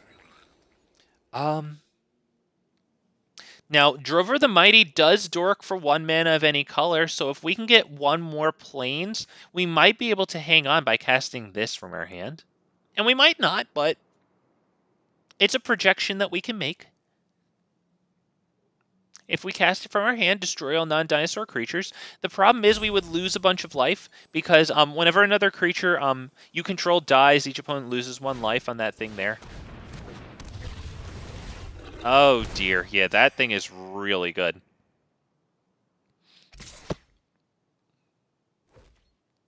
That has Death Touch, so we'll let that one go through, unfortunately. Now this is whenever another non-token. The problem is that we kind of have to kill that with the Reckless Rage here. I don't see anything else to do there. Yeah. I think I have to do it now, too. And we keep Terror of the Peaks untapped because it prevents some damage, and our life is tragically low right now. And unless we draw a source of white, we're really looking bad. And even if we do draw a source of white, this is going to come in and destroy Terror of the Peaks. The good news is that at least Terror of the Peaks would be able to deal that 7 damage, like, to their face. Orzhov Demons, I'm not sure. My guess is it's a whole lot of little, like, aristocrat strategy, like, centered around, like, you know, just kind of having them die whenever they want, and dealing us a whole... It's like death by 1,000 cuts, if you will. Okay, so we need to wipe the field now. Oh, I don't even think we'll be able to, right? Because we'll lose 6 life if we wipe the field. Nevertheless, we can't do that anyway. So, I think we can cast Nyx Bloom Ancient, deal the damage to this thing.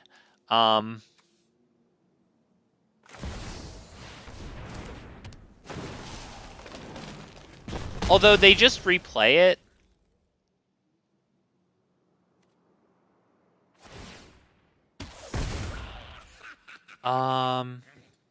Yeah, I mean, sort of undead since they had, like, this thing here. I guess they're gonna revive it, so yeah, undead. Yeah, definitely. They definitely have some zombies, too. I know this is a zombie, because I have a little, like, Orzhov Aristocrats deck that I like playing, too. Like, if I have a, like, cast black and white spells daily challenge or whatever, I love breaking that thing out. And they have nice sleeves with the theme that they got going on. Undead, spooky, zombies, vampires everywhere. Definitely a good fit for these sleeves. I like this guy. I think he's on point with the flavor there. You know what? I actually want to check out that Ren and Siri really quick. I just want to see some cute art. Wash my palette of this one, if you will. Oof. Now I'm having a tough time here deciding what to do. So, oh gosh. Yeah, that's... Wow, okay, good game. He just swings wide now. Like, that's all he has to do, right? Like, my dude, let me give it to you. Spacebar, spacebar.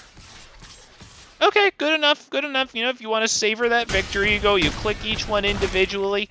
They're your creatures. You love them, so you know, give them all some personal attention. Good for you. I like that game, man. I like seeing that do a good job. I just want to check out Rain and Sarah really quick, Angela. We'll check that out, man. Let's see that. Rin and Seri. Let's see. You said it's Naya, so as long as we have any of those colors checked, and we do. Rin and it's probably multicolored, you said, right? Oh, right, because I don't have it collected, most likely. Sorry. Let's go here. Am I missing something? Yep, there you go. Oh, look at that. Oh, and it's a dog cat. I wonder if they made the creature type dog cat because there used to be a show called Cat Dog. I wonder if that has anything to do with it. Whenever you cast a dog spell, create a 1/1 green cat. Oh, look at that. Oh, wow, that's some sort of cat. It has like things on top of it too. It's like some sort of serval cat or something. Whenever you cast a cat, create a dog. Cool. And then for a Naya thing and tap it, Rin and Seri Inseparable deals damage to any target equal to the number of dogs you control. That would be good with Ginny Fae, right? Because Ginny Fae can put cat and dog creature tokens in. That seems like it's meant to go with Ginny Fae, right? If you would create one or more tokens, you could still create that many 2/2 green cat. Blah, blah, blah. Okay, let's get right back into it. I know you guys are here to watch MTG Arena The Gathering, but yeah. Oh no, I'm sure it's a real cat. I'm just saying that like cat. There's like a whole lot of cats, and like since I saw the tufts of black hair on the top of its ears, there's like these cats, I forget exactly what they're called, but like, they use the tufts of black hair on the top of their ears to like sense the direction that the wind is going so that they can hunt like downwind, I think, from their prey or whatever. I forget exactly what they're called. But yeah, like the cat family is beautiful. It's too bad that they'll just fucking kill you. Because, yeah, they're like some really nice creatures. Let's keep 7 there. I think I have to drop this first. Okay, I did it. I did it. I actually put the right one in first. Let's go. Big fat MTG.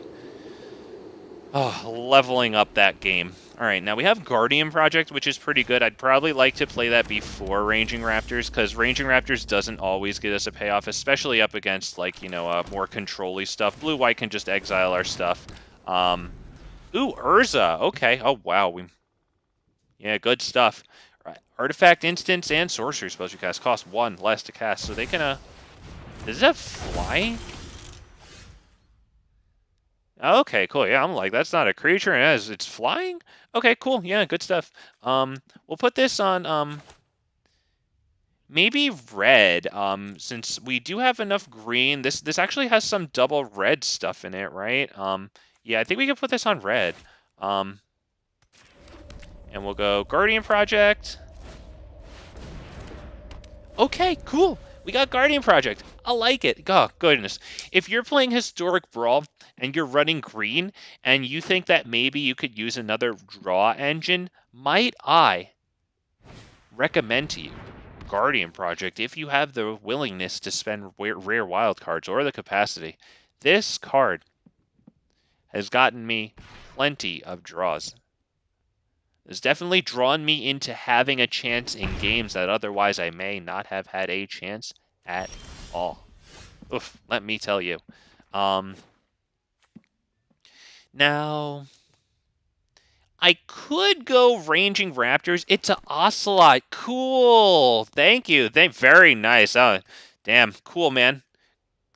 Yeah, it's a really nice art. I love that art, huh? That's a great token.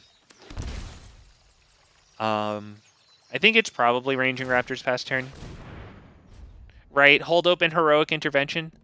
Ocelot. Ocelot. Ocelot. Fun to say. Death searched it. Very nice, because I'm not that smart with animals, lol. Well, you found it, so very nice. Thank you.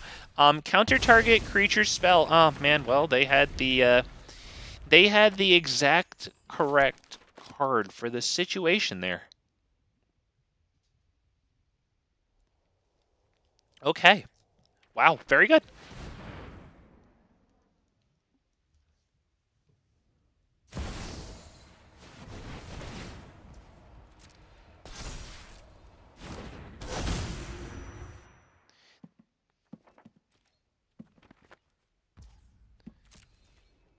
Does anything tap for mana here? Well, let's see if they have a counter, because if they don't use this when we draw a card to draw their own card, they're obviously doing that for a reason, right? We could probably suspect as to that reason. So let's see if they tap themselves out of mana, or if they deny themselves a card that we know they would love. Okay, that's what they do. Let's take a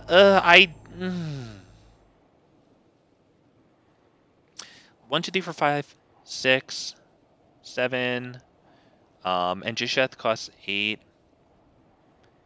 It might be best. Actually, let's scry that away. Reason being, we're gonna go Oracle of Moldiah now. Let's increase our chances as much as possible of getting lands. Yeah, like for example that.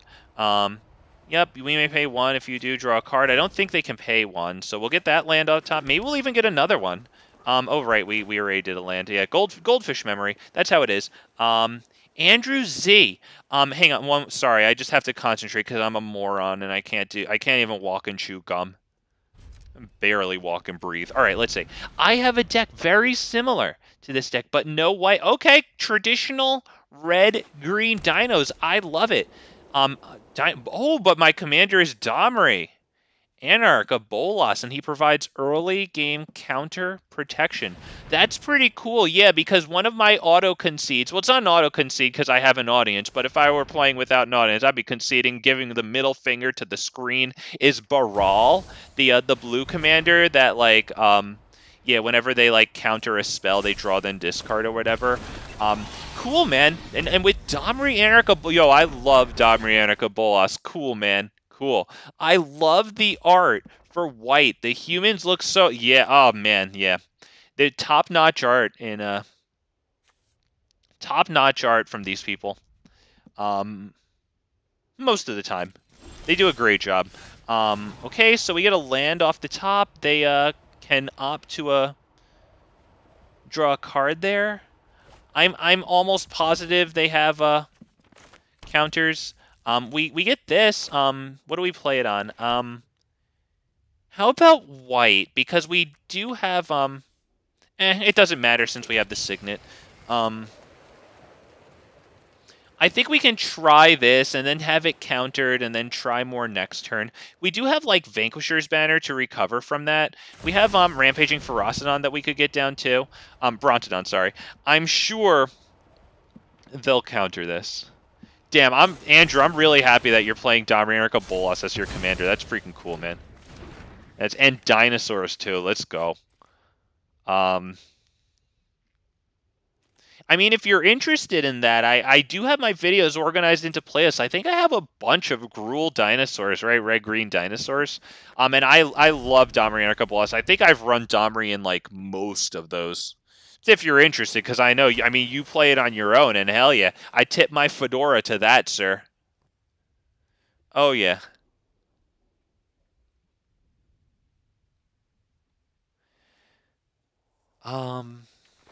Damn. They're drawing a lot of cards. We don't have a way to get... What exactly did they do there? That's a legendary. Oh, cool. Maybe I could put that in Joda. What's that do? Oh, they take an extra turn? Ooh, I could take extra turns in Joda? And this would cascade me into something? That's how I found you. Yeah, I'm a Gruul guy. Let's go. Oh, yeah. Oh, yeah. Tip that fedora all the way. I clicked resolve all, right? It's going to resolve all me? Okay, good stuff. Good stuff. Wait. Oh, man. They took away my Guardian. Oh, no, sorry. They took away this? Son. You been drinking, son? Signet? All right. I mean, since our commander is expensive, maybe that's what they're thinking.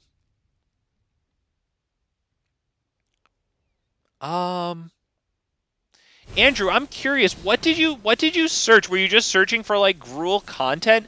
I'm just curious. Like, as a YouTuber, you know, like, I have, you know, a little over 100 subs, so I know that I don't show up super far in search results. I'm just curious as to how you found me, and maybe to anyone if you hear this. I'm just curious how you found me.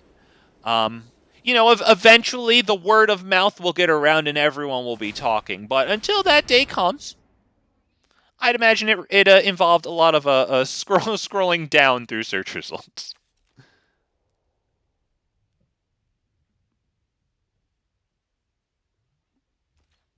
Never used a counter spell in my life. In my opinion, it's not magic without shit in the middle. Let's go, man.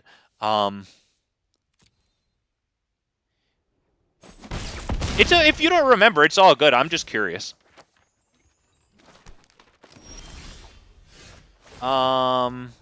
This is looking pretty bad, unfortunately. Because it looks like that'll probably just happen again, and then we die. I found you. Oh, because you popped up in my notifications playing Gruul Dinosaurs. Cool, man. Cool, man. Was that a live stream or either way? Cool, very good. Said recommended. Awesome. I love to hear that. That's nice that I'm actually showing up and recommended. I like it. Thank you for letting me know. I'm definitely just curious about that. Unfortunately, it looks like we have one shot here with our commander. We might not even resolve it. So let's just we'll tell them good game. We'll let them swing in if they do counter it. Since they don't, we'll give attacking a shot here. I might have done a MTG Arena live. Oh, interesting. A live search on you. Oh, interesting. I honestly, I'm not freaking good at. I know that you can like search in YouTube. I'm not like super good at it. I didn't even know that was a thing. Cool. Very good. It looks like Gishath is about to die. Popeye! Yeah! How you doing, man? Welcome back to the channel. Happy to have you, man. Thank you for, I don't know what ungodly hour it is for you, but I appreciate you, man. So I know you're like either staying up or waking up early for this stuff. And to you, I say, one, good decision. You got good taste, number two. But seriously, thank you. So, good game. We'll let them attack with this if they can hurry the fuck up. Oh, I mean, okay. Oh, wait, that's not a non-creature, right? Don't you just want to, like, do this? It costs 2.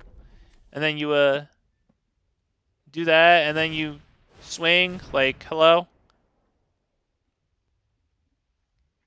Oh, no. Oh, Popeye. I became a concentrated contact of Corona and couldn't go to university. Aw, get well soon, my dude. Aw. But seriously, like, what an actual blue-white player. Did we all just collectively observe how long it took this? What were you? You know what? He was taking a screenshot because it's actually such an honor for him to beat Disaster Mind. He knows exactly who I am. And he knows that he just did something that he should be proud of. You know what he's going to do? He's going to screenshot that. He's going to save it. He's going to save it again. He's going to back it up to hard drives and email the cloud and shit. He's going to print out a copy. He's going to print out multiple copies. That's going on the refrigerator. That's getting mailed out to his relatives. Oh, that guy is so... He's probably going to, like, laminate a copy and put it in, like, a vault or something so that it just, like, it stays preserved in perfect condition for years. That's definitely what happened, because I don't understand how it took him that long. Oh, wait, I do. He plays blue-white. And I thought that him playing Urza as a blue-white player would like, you know, give him some redeeming value. But did it really just take you 20 seconds to go from your draw step to your combat step? Like, when you were gonna... What? I was tapped out. So there's not even that. That's amazing. Send it to the boys. Hell yeah. Good for him. He gets bragging rights. I mean, I'm happy for him. Oh, another Urza Lord Protector?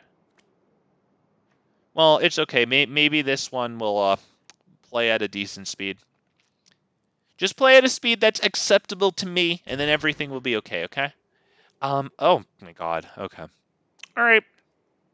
Alright, boys and girls. It's karma. It's karma for running my mouth. Do I just keep this and not give a shit and then just... Yeah, I don't give a shit. Let's just...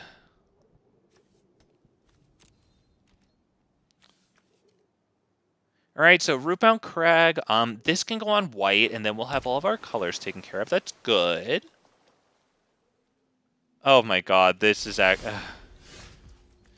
It's a blue-white player, boys and girls. It's... Let's just do it.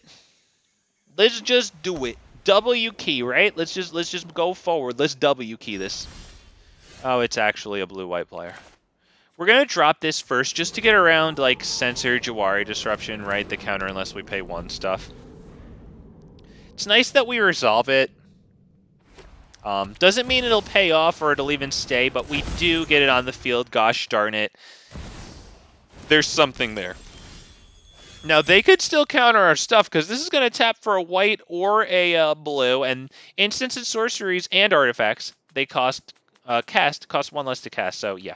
They could very well just counter this, but nevertheless, there it is. Now that it's resolved, hopefully they have to target it to get rid of it, and we can draw a card.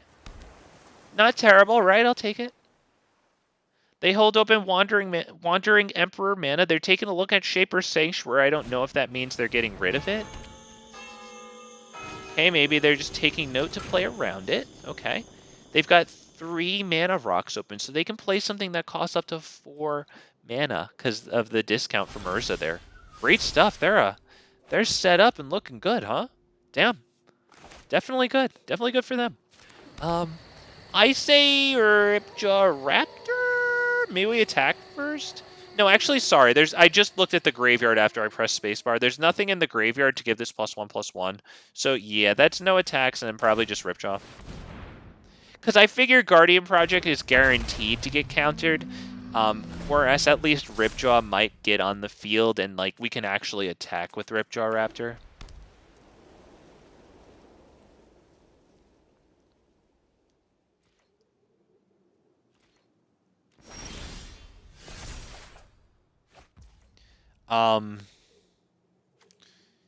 Okay. Let's start by attacking. Just with Ripjaw, because, I mean, obviously this that one just drops dead, so. So they flash something in. Wandering Emperor, maybe. It has 5 toughness, so it gets you around to Ganjo. That's kind of nice, right? You know what? I'm trying this. Let's test that hypothesis. Oh my god, it resolved? I like this blue-white player. He's letting me do stuff. I like this guy. What's this guy's name? Garbage? You're not garbage, man. I like you. Oh, I'm actually doing something against the blue-white player, and you can still win. It's just more enjoyable to play you. Thank you. He might have social skills. I like this guy. Wait, he casted Guardian Project? Oh, okay, because he, yeah, enter, okay, yeah, sorry. Genius here. Friendly neighborhood genius, big fat MTG reporting in. Okay, they have a combined 4 power on the field, so they can't block, Ripjaw yet, which is kind of nice. So this enters tapped. We will swing, Ripjaw only. Hopefully they don't flash in something that, beats him up.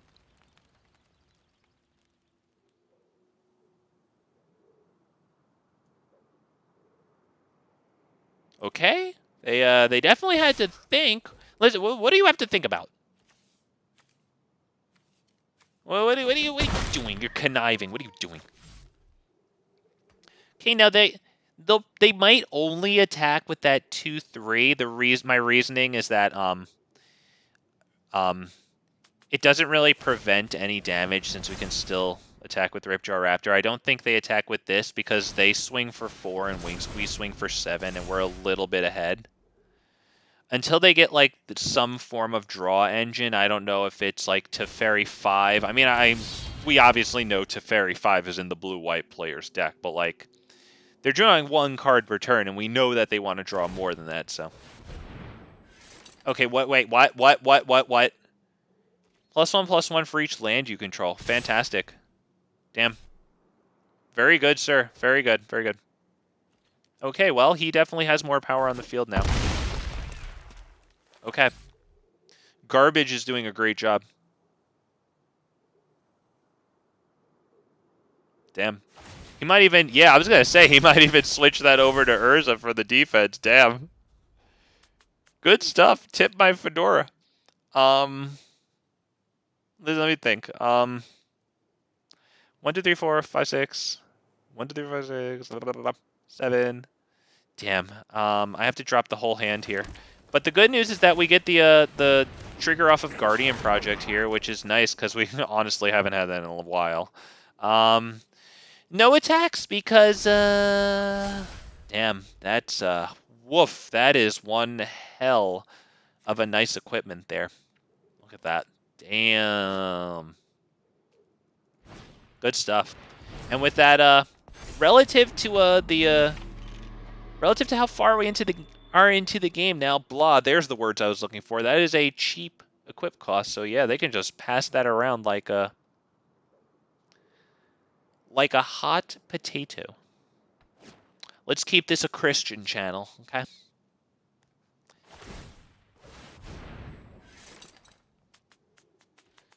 Damn.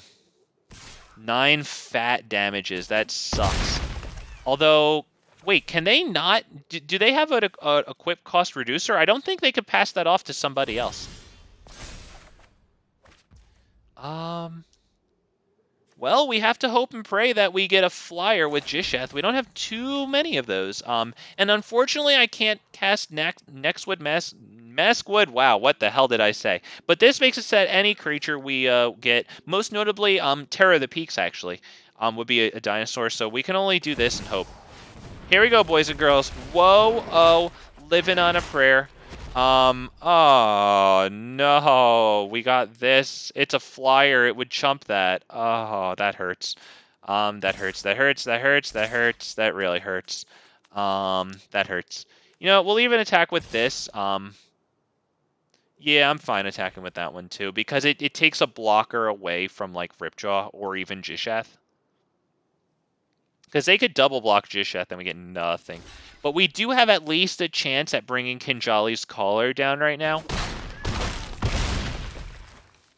Which chumps their flyer. Okay, good game.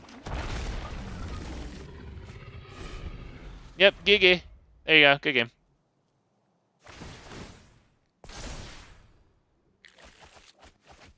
Oh, wow. Okay, but can you just attack? No. Okay. We gave him a shot. There you go. Good game. He won. It's okay. He's doing the same thing. And I would too. If I was up against Big Fat MTG and I did a good job, I would want everybody to know. Damn, good for him. He's probably on the phone with mom and pop, you know? Letting them know, Mommy, Daddy, oh my God, you're never going to believe what happened today. And good for him.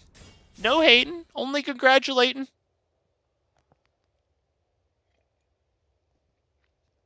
Just kidding, a little bit of hating. But fun hating, only because he's playing blue-white. Come on. You're going to blame me for that? But nevertheless, oh, okay. All right, I get it. All right. Hello, Wizards employees staffed with making me miserable. I love you, okay? I like you, but can you go home now and stop making me miserable by making me face blue-white players? Damn. Man, yeah, I think we have to mulligan that, unfortunately. This is nice. I am taking this. It has Cultivate. It has stuff that we can cast. We go first, so, like, yeah, we're actually down a card at first. You know what? I actually want to wait until I get my first draw to hit Commune with Dinosaurs, just to, you know, kind of make us a one-turn better choice, if you will. So let's go ahead and drop this. Call Dinosaurs. Yeah, let's hit the Commune now before they, like, drop blue mana and start countering our stuff. That's probably Ripjaw, right? Yeah, I think it's Ripjaw. I wonder if it even makes a difference. They both fall to, like, their kill spells. I don't know how often Ripjaw Raptor is going to be blocked by a creature. Actually, in the Urza one, never mind. It's a little more likely. We'll get, we don't really need another green. Maybe we get one white, one red. We have red here. Yeah, I think one white and one red, or actually maybe just two red, because you never know if we're going to get a Terror of the Peaks. So yeah, it's just, which one of those should I drop? I don't know, let's see. I like this one, because it reminds me of like a place where dragons would live, so I love putting it in the dragon stuff. I really like the Kamigawa series of these with like duller colors, but you've got this this line, which I don't know, it makes me think like maybe it's spirits or something. I don't really know, but I love that like little streak of bright color against a more dull background. Oh, I love that. I love that series, man. The forest one is really nice too, where like the streak of nice bright colors is kind of like forming the bounds of a path. Um, Damn, dropping that mountain really sent this blue-white player for a loop. He doesn't know what to do. Damn. Wow. What should you do? Dude, ask the magic conch shell what to do. Okay, he swings for 2 whole entire damage there. And by the way, that's a SpongeBob reference. I'm not insane. Well. Is it Vanquisher's Banner? Because that's on cast we draw a card. Yes, I think so. Because they counter stuff, they're actually tapped out right now. They have Urza on the field to reduce the casting cost a bit. It's a Gambit, okay. I don't know that that's going to pay off, but we're gambling. We have 6 mana coming up next turn, which means that we could cast Ranging Raptors and Selvala. Behold, yeah, let's go. Yes, Heaven gets it. Behold the magic conch. Oh, classic SpongeBob. Yes, thank you. Okay. I was hoping it wouldn't just go wah, wah. Okay, we got one. Thank you. Thank you. You a real one.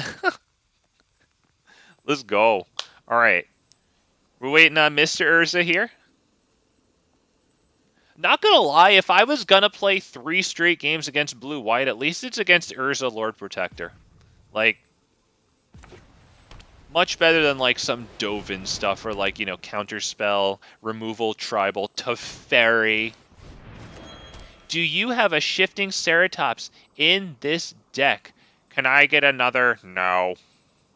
Do you have... Oh, yes, Andrew. Oh, Shifting Ceratops is one of my favorite dinosaurs. Like, I love the 5 power for 4. Oh, dude, he has single-handedly won me games against, like, Mono Blue Spirits. Obviously not in this format, but, oh, yeah, man, Shifting. Oh, I love Shifting Ceratops, man, let me tell you. Why don't we start with Ranging Raptors here and just see what we get before we commit into Selvala? You never know what, I don't know. I mean, I do have Marauding Raptors as a 2-cost dinosaur. I don't know what other 2-cost I have, but, alright, well, we got Lair of the Hydra. Let's see. We put in land number 6 this turn. Gishath costs 7, so we're not going to cast it next turn. So we can put in Lair of the Hydra next turn. Do I drop Selvala? If I drop Selvala this turn, I can play Ripjaw Raptor next turn. Ripjaw Raptor would actually be 5/6 since this gives it +1. That means that Selvala would dork for 4 mana next turn. Which would make this free, but it wouldn't actually... damn. Yeah, let's just place... do I do that? Because Boseiju might be useful against them with the Chromatic Lantern. Damn it. I know I'm being a slowpoke right now, okay? I'm really sorry. Yeah, you know what? Let's just do Lair of the Hydra and pass. Because Selvala won't actually get us into Gishath next turn. It would, but I just feel like it gets killed. I'd rather have Ranging Raptors out and test the water. I don't know if that's the best play. I don't think I even sent this guy for a loop. I think he's busy.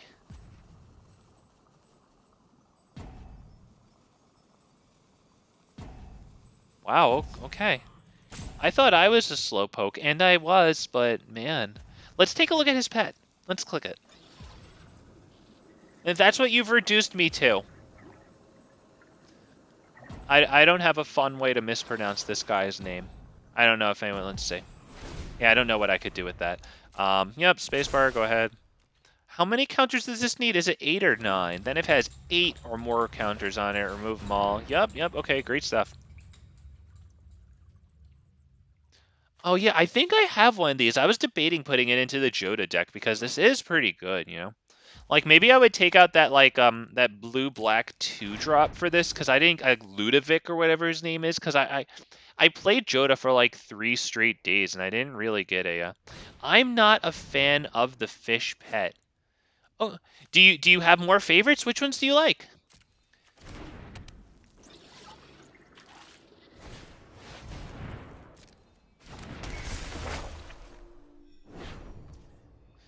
Return this to its owner's hand. What's Astro? Hey, what's happening with the wave? How's the game going? It's pretty all right. It started out not very interesting at the beginning of this stream, but it's gotten more interesting. We're up in our 3rd game in a row up against blue-white, but not gonna lie, like, this is probably one of the more enjoyable blue-whites to play up against, just because, like, they don't counter everything you do, so I am counting my blessings. I appreciate having you, man. Thank you for stopping by. I appreciate my viewers, man. BU Live, BU pre-recorded. Thank you all so much for stopping by as I run my mouth as hard as I can, because there is so much dead space in this. Oh my god, even if this turns out to be a decent game, it's going to be tough to edit. The dragons. Oh, good taste. The dragons. Ooh, and the ghost with chains. Yeah, that was freaking cool. That was cool. Was that the October pet? I don't remember, but yeah, I know which one you're talking about. I think it might be holding a lantern too. Yeah, good one. Let me see. What does this do? Is there any artifact that we should, like, besage you? I don't know if we even need to do this. We're not, like, really direct damaging them. And then, like, plus, if we besage them now, obviously they just bring that artifact back to freaking hand, so that'd be stupid. Which is probably exactly why I could accidentally do it, because it's stupid. Let's see. We do Garrix, and then we don't really have a payoff. I could do Garrix into, like, Ripjaw, I guess, because at least it would, get me a freaking card. Actually, it would get us 2 cards.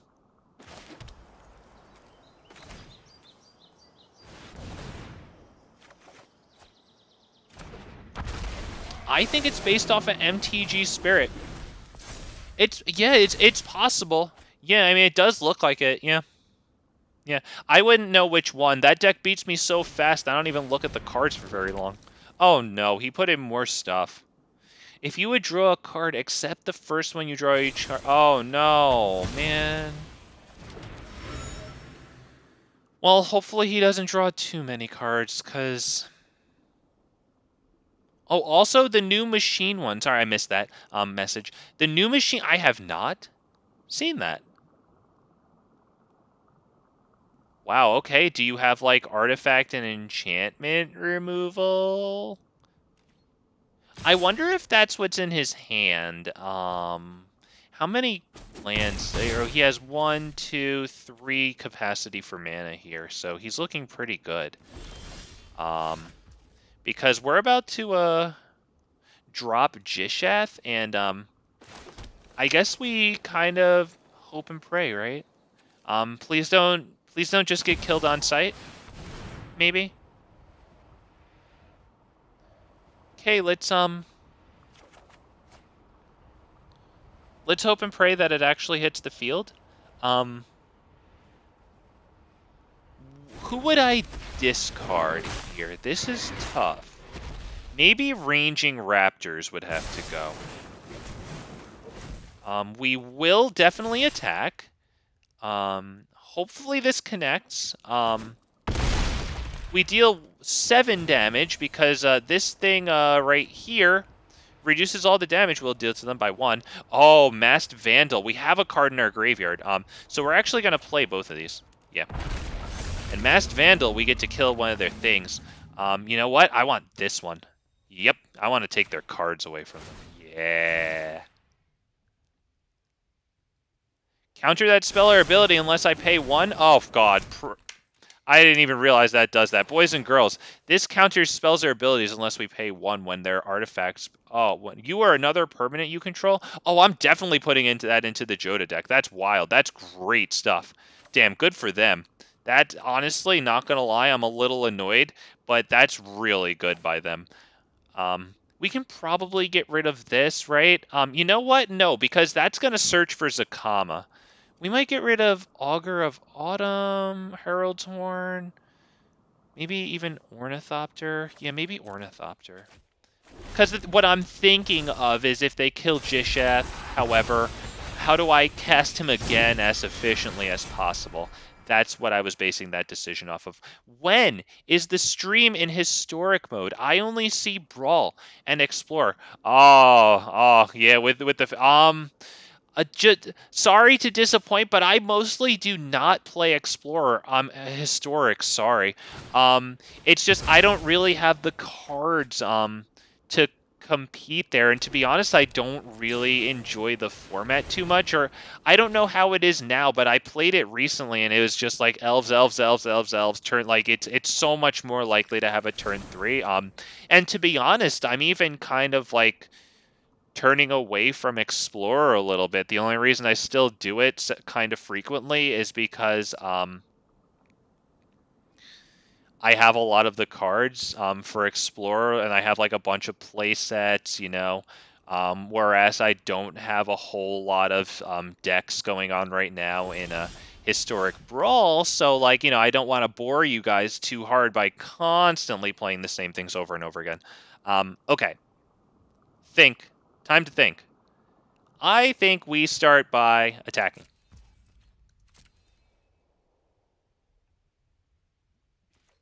Boom and boom. God, I can't believe he got me with the counter unless he pays 1. Unless I pay 1. He must feel really good about that.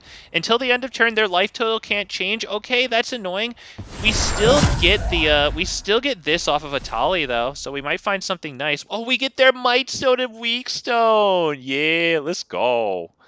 Do we want this? Why not? We'll use it to draw 2 cards. Okay.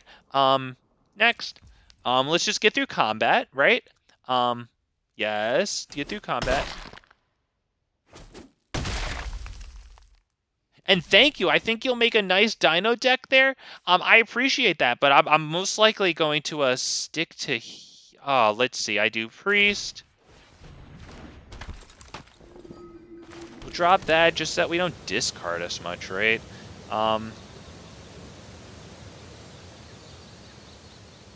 Do I not have 2 sources of white here? I don't have 2 freaking sources of white. All right. I don't think I'm gonna put anything else into a wipe here. So why don't we just pass the turn? Discard a card. Fine. I'll get rid of this. Okay. So we have this clue that we can sacrifice.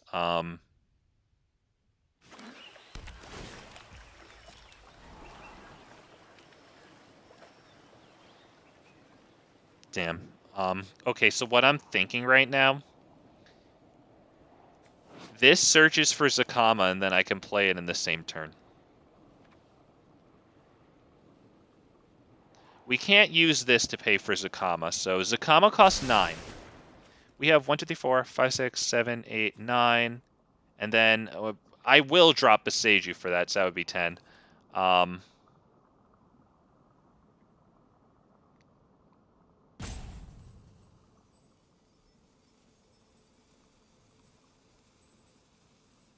Problem is, this costs freaking 5 to go find it, so maybe I would keep open 5.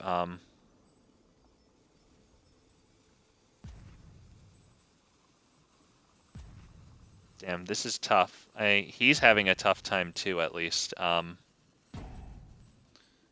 don't know if the sound got muted there. Sorry, I'm thinking with my like finger in front of my mouth like you do when like you're really thinking, you know, like we're definitely having a good old think for this one.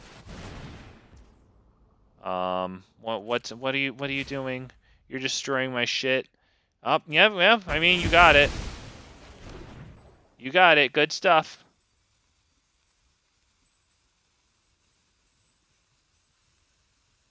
Okay, still thinking. I mean, that's good, but like they have 3 lands, 2 mana rocks. This has 4 of the 8 counters it needs to replicate a lot. They got this here with flashback. They're not going to be able to afford that right now with 5 mana capacity at the moment.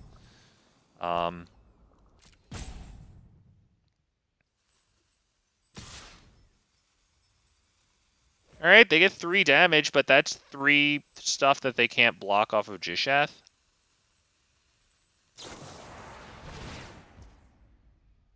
What are they doing this on? On that? Oh, they know. Okay, yeah, that's good.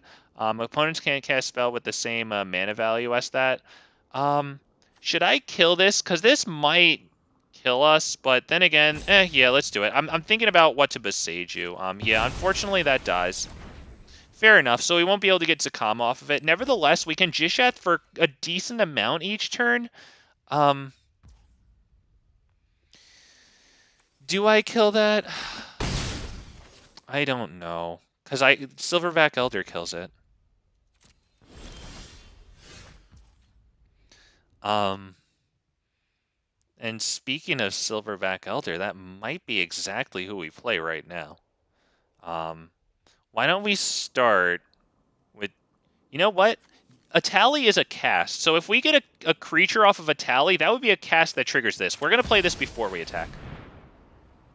We're going to hope and pray that it's not countered. They have one whole entire card game. Oh! All of that. For that. Oh, boys and girls, it was a grinder going through 3 freaking consecutive games against Blue-White. Once again, at least it was Urza. I am significantly more tired than I was at the beginning of that. Let's go into another one. Holy crap, only 4 wins so far? Yeah, that makes sense given how this stream started. Okay, let's go. Wow. I want to thank you all for sticking in with that. I think we all got a few gray hairs off of that one. Wow. That would thank you, Heaven. GG. Wow, that... Not gonna lie, like, that's the reason why I have Silverback Elder, not a dinosaur in Dinosaurs, not a dragon in Dragons, not a legend in the Joda Legend Tribal. Like, goodness gracious, that card. Oh, Oko Avatar, that's distasteful. Like, that's just gross, sir. Augur of Autumn plus Savage Stomp might be the only chance that we have against Ivy. I think I might take this one. We go first. We can go straight Commune. See what we get. It might not be the worst thing in the world to grab a 2-cost dinosaur, which we basically have one of. So like the cheapest dinosaur we have would probably be the best thing. Oh, come on, man. It's Ripjaw. Do I take Ripjaw? Because the thing is, against Ivy, we might not even freaking get there. But nevertheless, I have 3 lands in hand right now. I don't really have much to do next turn anyway, right? So, Astro, thank you, man. Yeah, I'm not... As the time investment, and the stress, goes on and on, not to mention if I have a poopy play, like, for example, when I tried to use that Masked Vandal to kill one of his enchantments, and then it countered it unless I paid 1, which, I mean, I don't read cards. I could have known that, but, I mean, I also have a goldfish memory, so let's be real, even if I read it, I might not. But, nevertheless, when stuff like that just happens, it really just makes it all the better if you can actually pull out with the victory there, and thankfully we did. So we hope that this doesn't get countered. They're holding something open. I wonder if they're going to, like, flash something in. Okay, well, they had something to do. They didn't do it. They didn't even growth spiral. kind of surprised with that. I wonder if they go Ivy straight into something. I don't know what they're gonna do here. I'm honestly, instead of killing Ivy right now, I'm kind of liking Ripjaw Raptor. So why don't we, and I don't know if we attack, because they might hit, like, some sort of, like, giant growth. You never freaking know. I say we just do this pass. Sorry, hit that button. Yep, there you go, pass turn. Yeah, because you never know. I mean, due to the nature of Ivy, who knows what type of combat trick they have right up their sleeve. I mean, they even waited for 3 mana to cast it. I mean, come on. They still have the mana open. We're going Ripjaw Raptor attack Ivy. Hopefully they can't give it some sort of, like, hexproof or something. I think that's a better move than Regisaur Alpha. Yeah, I should have played that. Sorry, I tunnel visioned on my hand there. I didn't even look at it. I'm sorry. But nevertheless, I hope that this resolves. No, what's the ward cost on this? 2? Oh, that's expensive. It's not it's not insurmountable. Yeah. Alright, nevertheless, we can still hit Maskwood Nexus, so we'll do that. I think we'll probably attack. Ripjaw only prevents 4, it deals 5. Yeah, we'll just attack. Let's see. Okay. Next turn I would assume it's Regisaur, right? Yeah, they're not blocking because they want to cast something else on that to make it even more powerful. Ivy more powerful too. We don't have a flyer. Ivy is fantastic. Counting our mana, okay. They got 7 damage to swing in with. We don't have a good block, plus Augur of Autumn is like a tech, so I don't really want to lose something so very useful. Yep.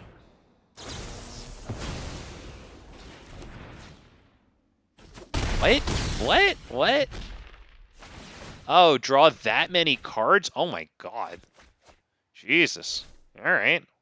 They got 11 cards in hand. They got 2 things on the field, so they'll just take a moment to discard 4 cards to get down to 7, and then surely they'll hold open at least 1 answer, if not 2.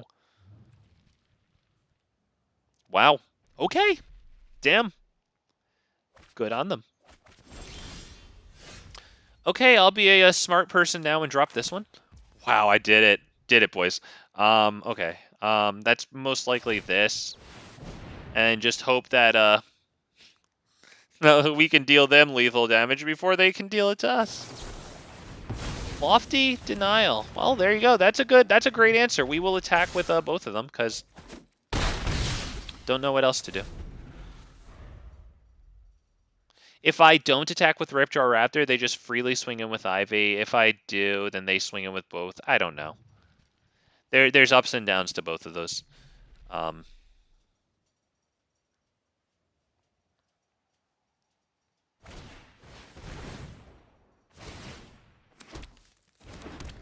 Whenever it deals damage, draw a card. Okay, we're just going to hit Rampaging and not attack with Ripjaw Raptor. So that hopefully they can't deal us that 9 damage with, like, Ivy alone. They still have 3 mana. They're obviously running counters, but at least it was quick, okay? There you go. There you go. They could counter it. They could bounce it. Oh, well. It's Ivy. It's a great deck. Top tier, I'd say. I don't think it's worth besieging that. I think we should probably play it.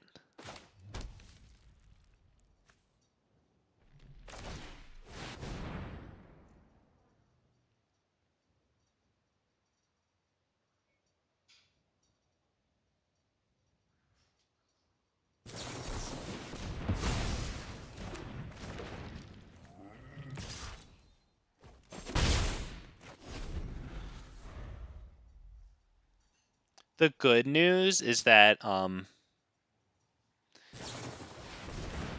we do have the 8th mana for Gishath next turn. Okay, well, there you go.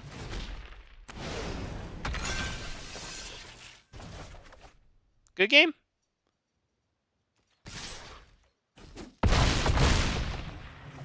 Okay, on to the next one. Ivy's powerful, very, very incredibly hard to deal with.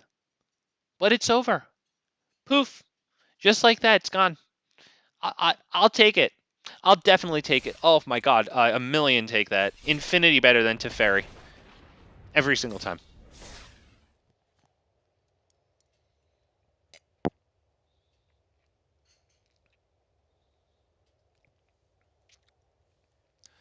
Oh, yes. Let's go. Wow, Gishath is freaking expensive, man. I really look forward to whatever set it is that people keep saying dinosaurs are going to be coming out in. Goodness gracious. How I hope for some nice dinosaur support, seriously.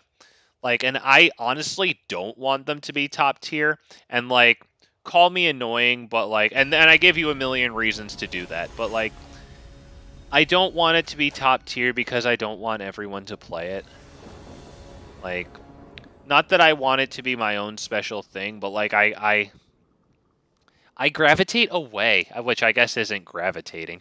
But like I don't really enjoy the top tier power decks. I mean, unless if it's something fun, then of course. But like, I don't know. I'd rather it be like pretty good, definitely competitive. Like, I don't want to get stomped by Liliana like 80 to 90% of the time, you know. But like, at the same time, you know, I don't want it to like constantly be facing everyone else also running dinosaurs, which is exactly what'll happen if it becomes top tier. And of course that would, right? Because it wins, and you know, that's what they want to do. Okay, we do this, we do this.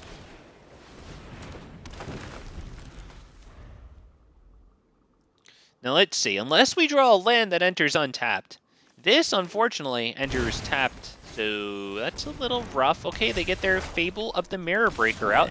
Maybe we'll get to a Silverback Elder in a reasonable amount of time. Who knows? Okay.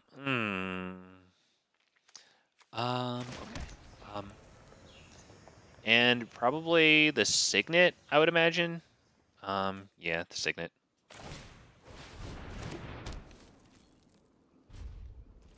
So let's see. We do, in fact, have 5 total mana on the battlefield at this precise second. Rocco Cabaretti Caterer is good because it tutors for stuff. That's a pretty cool alternate style.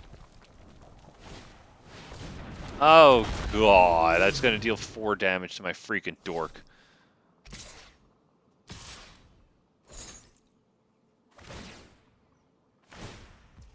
Yeah, good stuff, good stuff.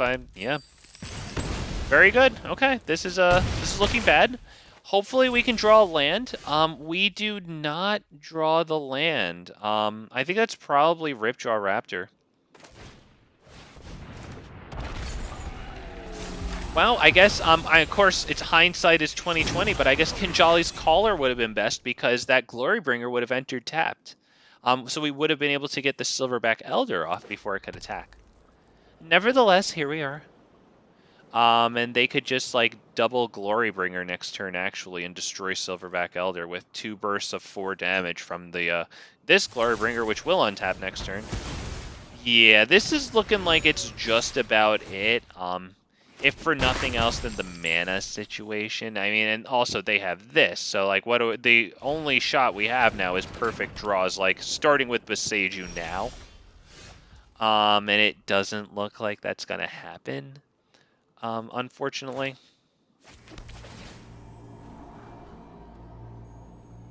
Is that good? Fine. Yeah, because yeah, fine. Let's start with, Kinjalli's Caller, or maybe even this, actually, because what we're going to do is we're going to remove, Terror of the Peaks from their graveyards so that we gain some life, right? And then they're going to kill it. And then we are hopefully going to get Silverback Elder down. Oh, we're going to take tons of damage, though. I think we still lose.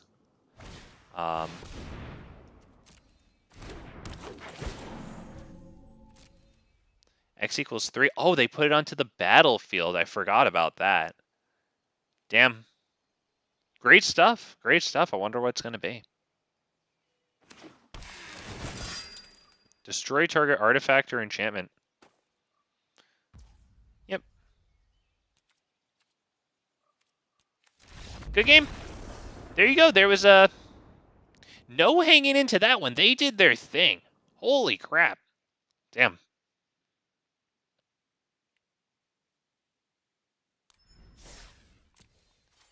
I'm thinking I'm probably gonna have to watch some Gishath Commander videos.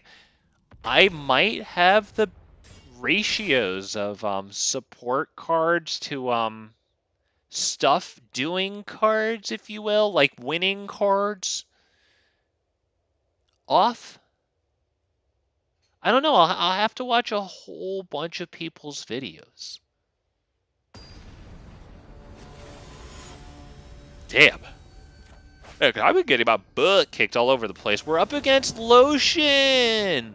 Let's go, Lotion, baby. What's good? Okay. We don't have green, let alone the 2 green to cast Topiary Stomper to actually get the lands. Kind of nice. Come on, dude.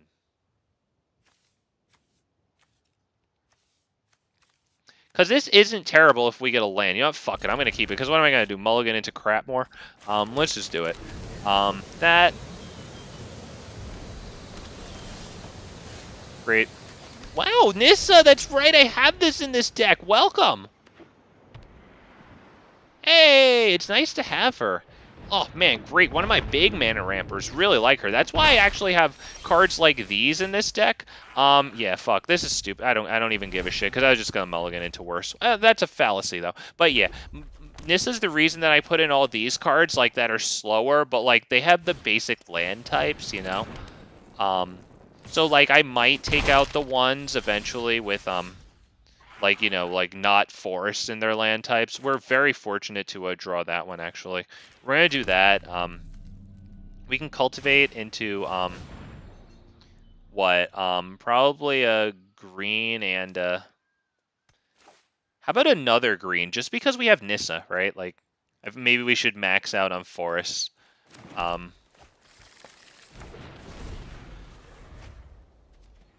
So they can cast their commander now, and then this is making it so that they can cast the stuff in their hand for cheapo cheap. So that's really good. Damn. Okay, yeah, they ramped way too hard here. This sucks. This sucks. Okay, so let's see. Maybe that's Nissa. Because if we can get her to survive, that might be very good. Let's actually start with not a forest.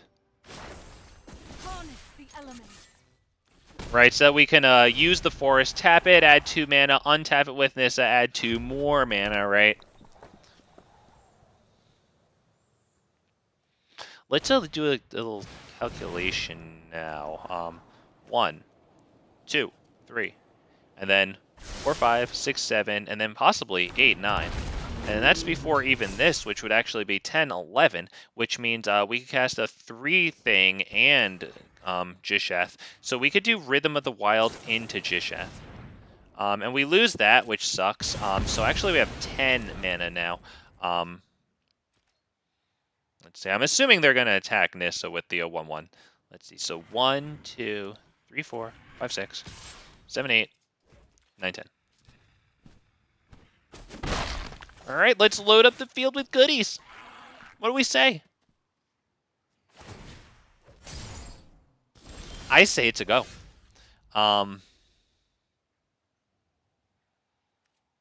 This, I think, is probably good. Do I need to pay the 2 life? Yeah, I'll pay the 2 life. I don't know how. I mean, yeah, because otherwise I'd have to use Nissa to untap it. So I think we do this.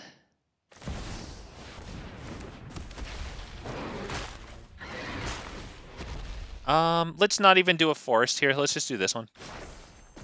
The land fights Yeah, we'll attack.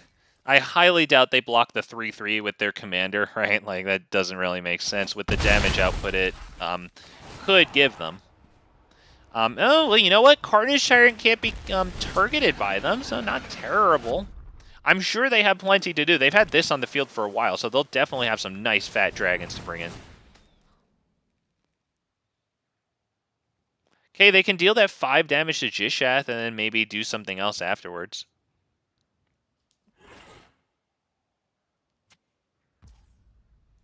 Okay, yep, they get it. I don't really need to tap it for mana. It's not going to do too much. That tells me that they're probably going to still wipe out Gishath with, like, one thing that costs a lot. So they might have this one here, because I don't know if I'm going to be able to recast Gishath. Okay, well, they're not going to get Gishath. They actually won't kill Nissa either. Conjure card named Shivan Dragon into hand. I believe Shivan costs 6, right? Yeah, there it is. Okay. Well, do they attack? Because if they hold them back, then they can have Wrathful Red, like, you know, deal damage and stuff. We're going to go Vanquisher's Banner.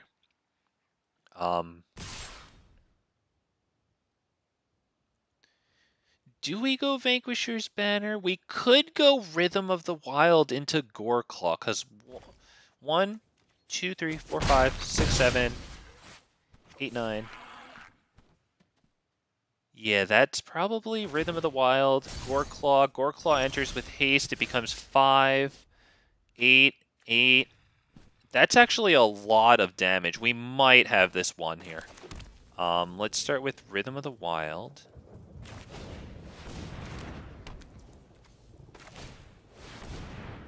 Hasted.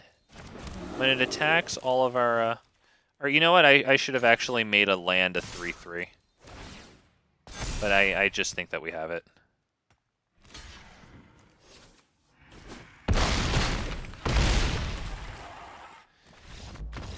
That was short and sweet. Okay. Happy to take on dragons like that. Very nice. Okay, we actually did something in Nissa High. Well, that was a poopy hand that we started with. Happy with that. Okay, on to the next one. Let's go. I think I'm going to start winding it down at this point. We're going to keep... oh, a hippogriff. Oh, that's fun. It's Buckbeak, guys. It's Buckbeak.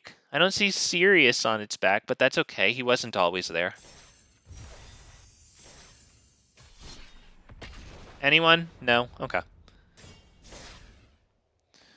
Let's get into this, man. I'm hoping for like a nice victory or at least some decent competition here, and then we'll end on that note. Let's do it. GG. Thank you. Cheers. Oh, wait, that was to the last match. Whatever. You know what? I'll pretend like it was to this one, too. Thank you. I deserve it.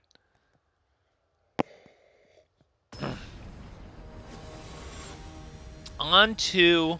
what? Oh, Light Pause. Oh, forget it. This won't be the last one. This is not going to be a competition. Yeah, Light Pause is really freaking good and really freaking fast. Don't she cost like 2? Yeah, for Jesus, man. Masked Vandal actually not bad against her, but the rest of this hand ain't gonna do much to help us get our commander. Jesus, man. Do I take this? Because the problem is, by the time we get Herald's Horn down, they're gonna have Light Pause and some enchantments. But what do? I guess I mulligan. Jeez, I don't want to.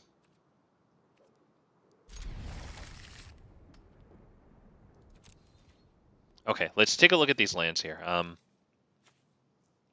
Okay, we're lacking one of our colors, but I mean, we only have green in the hand, so we have some time to draw into white. Fine, fair enough. Okay, I mean, there it is. Pass turn. Okay. Wow, shoot. They didn't cast their commander, very interestingly. We dropped that one since we don't have anything to do and it enters tapped. Light Pause, okay, and then I would assume followed up by a something? Interestingly, no. Okay. Probably Topiary Stomper, since we can't do Thrashing Brontodon and, like, anything else, like, sacrifice it, right? So, might as well get this. We grab a, I guess a Source of White, because we have, like, double red in hand. So, yeah, let's just do that. That sounds alright. Grab that white.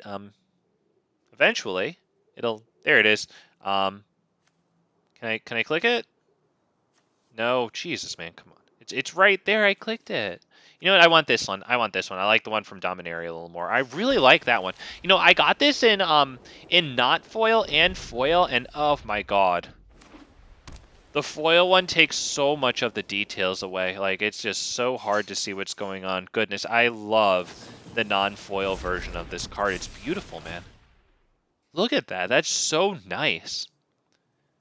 Gosh, and in Dominaria United, there's such a discrepancy in the quality, at least for me, in my personal opinion, between, like, the lands. Like, I think the forests are actually, like, kind of, like, pretty lame overall. And once again, that's just my opinion. If you like them, then, you know, sorry. But yeah. Do they have anything wild on this? Like, plus for each artifact and enchantment you control. Yeah, we've got to get rid of that one. So what we'll do is we'll hold Thrashing Brontodon until they, like, target it or attack with Light Paws, right? So that we can make the block and then sacrifice it, canceling out the attack unless they give it trample. Destroy target non-basic land an opponent controls. Wait. But then I search my... Wait, doesn't that come into play untapped, though? Puts it onto the battlefield, then shuffle. Okay, yeah, that's fine. Yeah. We're gonna get, probably another green. It enters, untapped, so I can still use Thrashing Brontodon for exactly what I said with the, attack cancel and then sacrifice it. It's annoying that they got our command tower, but it's really not super important right now. I mean, really, it's not that important at all. We've got our colors covered. We're pretty fortunate in that regard here, so that's nice. It can't attack or block. That's in preparation for us getting 7 lands, but that's going to be in 2 turns. We do have them, but no way to get more than 1 on the field, so that's fine. When it enters battlefield, draw a card. That's good. Yeah, that's good. Okay, they swing, and we do exactly what we've been planning. Yep.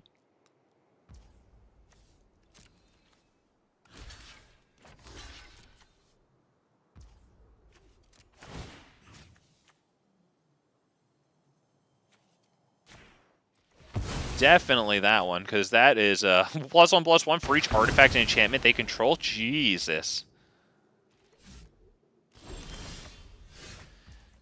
Ah, wow, man. All right, well, 1, 2, 3, 4, 5, so 6.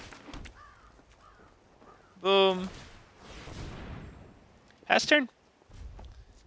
I guess I don't need to tap that or hit that button because Topiary cannot attack or block. Let me bring that up.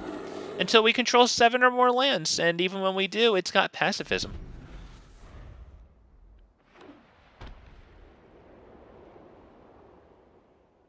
So there you go. Not gonna lie, much better that pacifism's on Topiary Stomper than Gishath here.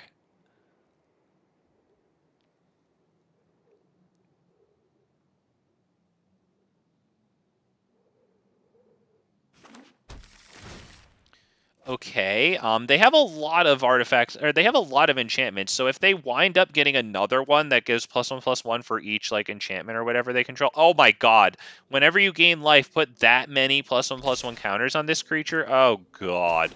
So it's gonna get a lot, and I don't know, Gishath is gonna just barely get through here. Actually, that's pretty wild. We actually have enough to cast Gishath and attack with Goreclaw and Gishath, and then possibly kill Light Paws off of that. Yep, we will hold open the red with that casting there, so I don't need to do anything special. Oh, I would love to actually get this attack through. Let's go. Please let me attack. Yes. I'm more than willing to sacrifice Goreclaw for this cause.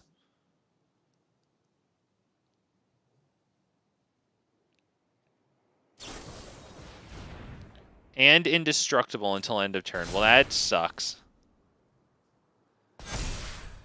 Yeah, that's about it. I assume they still block Gishath, though, because Gishath brings stuff onto the field. Yeah, that sucks, though. That really sucks. But then it deals damage, so it gets a lot of +1/+1 counters. Yeah, that's pretty much it. He said oops, which is... Okay, buddy. Good game, nevertheless. He won. I don't see what else to do here. He's +1/+1 has flying. Yeah, so he'll get a couple of stuff on it and win. We'll spare him the extra clicks. Good game. Good game. Damn, not too much competition against Light Paws, but a little more than I was expecting. So let's head on into a last game here.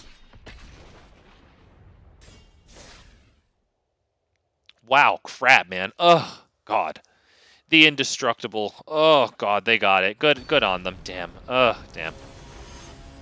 I had my little plan, but they had theirs.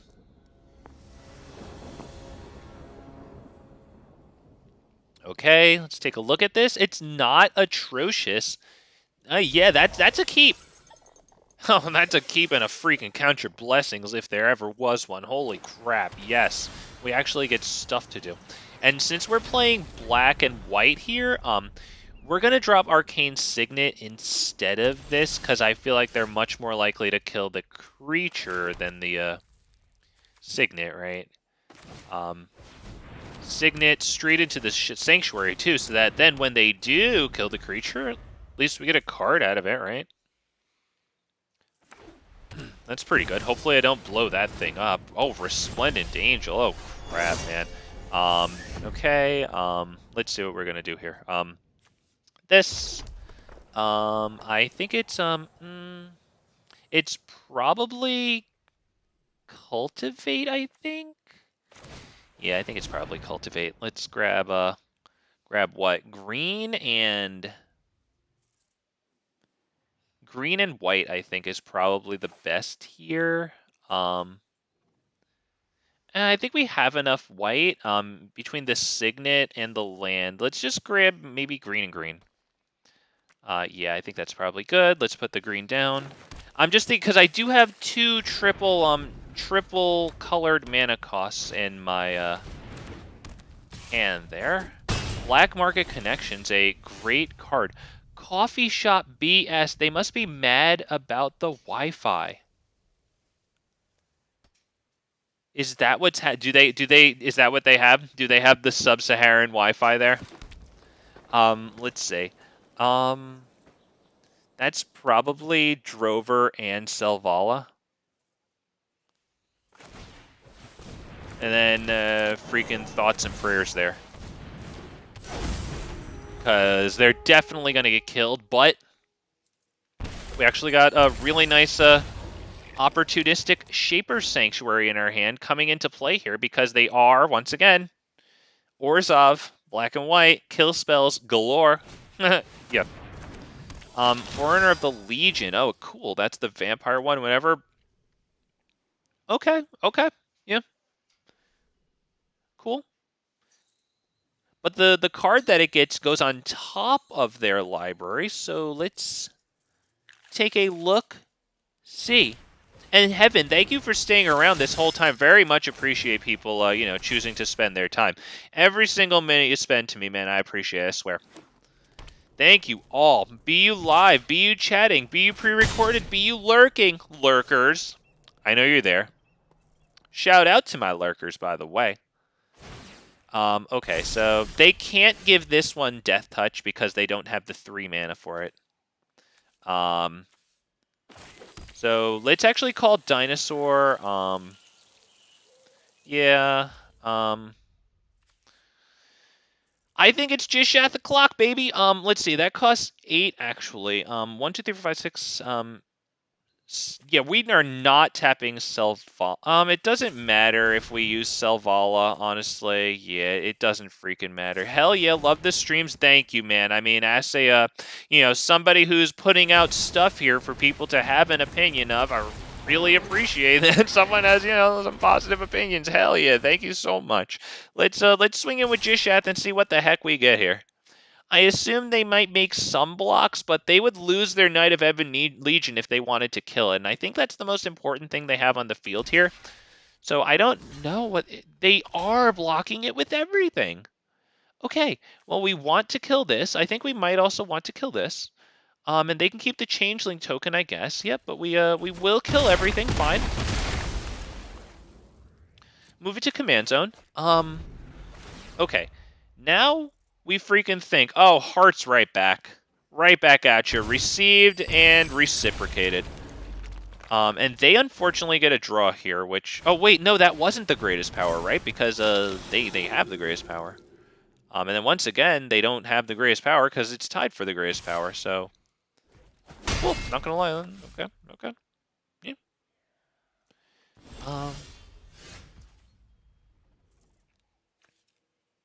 Okay, not gonna lie. This needs to go. Do we have any creatures in our graveyard? We don't have any freaking creatures in our... Damn it. That sucks. We might need to cast Wakening Sun's Avatar and then go into Masked Vandal after that. And that sucks because we lose Selvala. So actually, I don't know if we do that. Because if we can get Nyxbloom Ancient down, that might do okay for us. Yeah, let's start.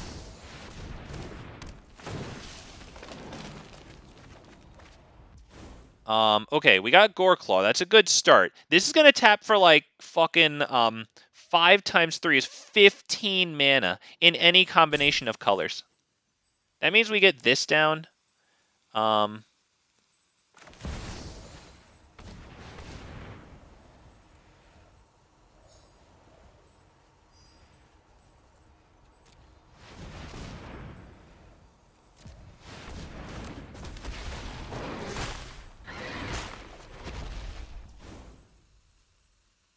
Do I do this right now so that I can actually blow their shit up?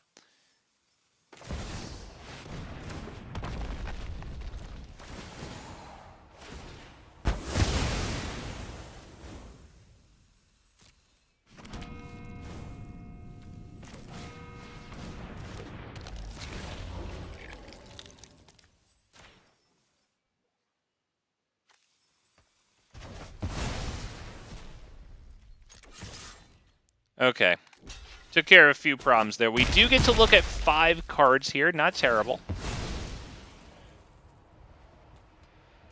Their creatures enter tapped. So they have to wipe now. And they could. They're black and white. There you go. Day of Judgment, by the way. Not a rare. Now, I kind of went a little Scorched Earth on that, not gonna lie. With the Wakening Sun's Avatar. But I felt like I had to get out as much as possible there. I didn't have the creature in my graveyard either for the Masked Vandal, which was pretty rough. That actually kind of sucked for me. Let's see. We can do this. This needs 3 tokens on it, right? Yep. Okay, so we could do 1, 2, 3, 4, 5, 6, 7, 8. Okay, so we can do this.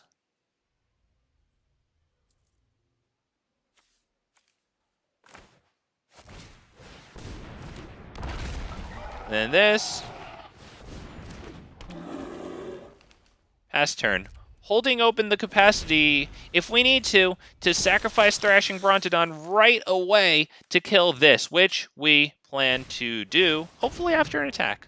Oh no, they get to take stuff back from their graveyard. That sucks. Which creatures do they have in their graveyard? Resplendent Angel is good. This is pretty good too, but they don't have the mana right now to give it the +3/+3. So they're actually taking a moment to decide what to do with that too. Exile target non-land permanent. I would assume that's going to be Goreclaw. We will get a, or is this a spell or an ability? Okay, so yeah. Either way, we get a draw out of this, which is pretty nice. Yeah, we'll draw the card. Yep, draw the card. So that dies. That sucks, but, if they don't return a creature from their graveyard, like... Because either way, we're going to attack at Sorin, force them to block with that.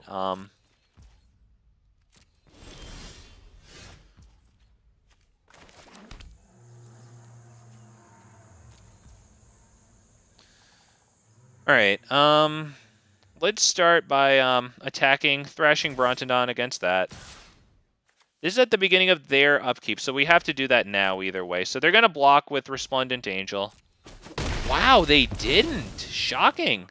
My bloodlust was not quenched. Oh, right, it's their commander. Okay, well, now we're going to kill that. Arguably, I could have done Garclaw, but I don't want them to get that freaking back. And we do Llanowar Elves and then Marauding Raptor, so that Marauding Raptor does not kill Llanowar Elves on impact. And that's it. Gishath costs 11, and between all this stuff, we actually can cast it.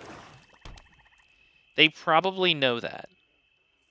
We have 9 lands, 1 Arcane Signet, Llanowar Elves for 11 mana there. And then Marauding Raptor reduces it by the 1. So yeah, this is very precarious. They get to bring a creature back, which kind of sucks. So what we can do is we can cast Gishath and then just attack with Marauding Raptor. Because they're probably going to bring something back that's like just enough to like gang block Gishath and kill him. They only need 2 power in order to do that. So yeah, exactly. There it is.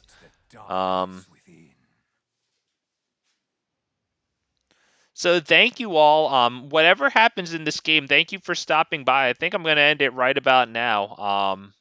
I don't have the energy to launch into one of my my things about liking and the grandchildren, blah blah blah blah blahs. But all the likes on the stream are really appreciated because it helps it get out to more people. You know, it helps this channel grow because it gets into more people's recommended. So thank you all so much for your help, Heaven, especially you here in the chat, Astro, especially you here in the chat. Thank you all so much for your time, your energy, your patience.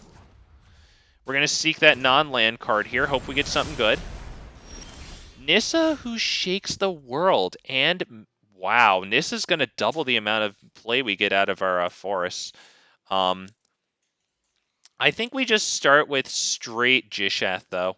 And we'll even send Marauding Raptor at their commander, too. So, yeah, why don't we start with this?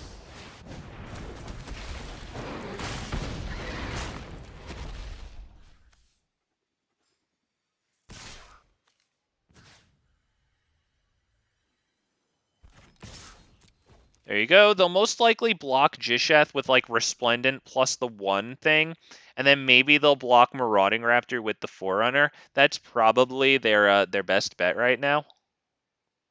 But we have Nissa, so that even though next turn we won't be able to cast Gishath, we'll be able to cast Nissa and like get a lot closer to affording Gishath. They actually double blocked Marauding Raptor. They must have a wipe. There's no way they do that without having a wipe. Who do I put onto the field? Because I feel like we just get wiped, right? How many cards do they have in hand? 0? Just Galta. Or, sorry, I saw only, like, sorry, they have freaking 4. Alright, well, they don't have a wipe if they're going to cast that first.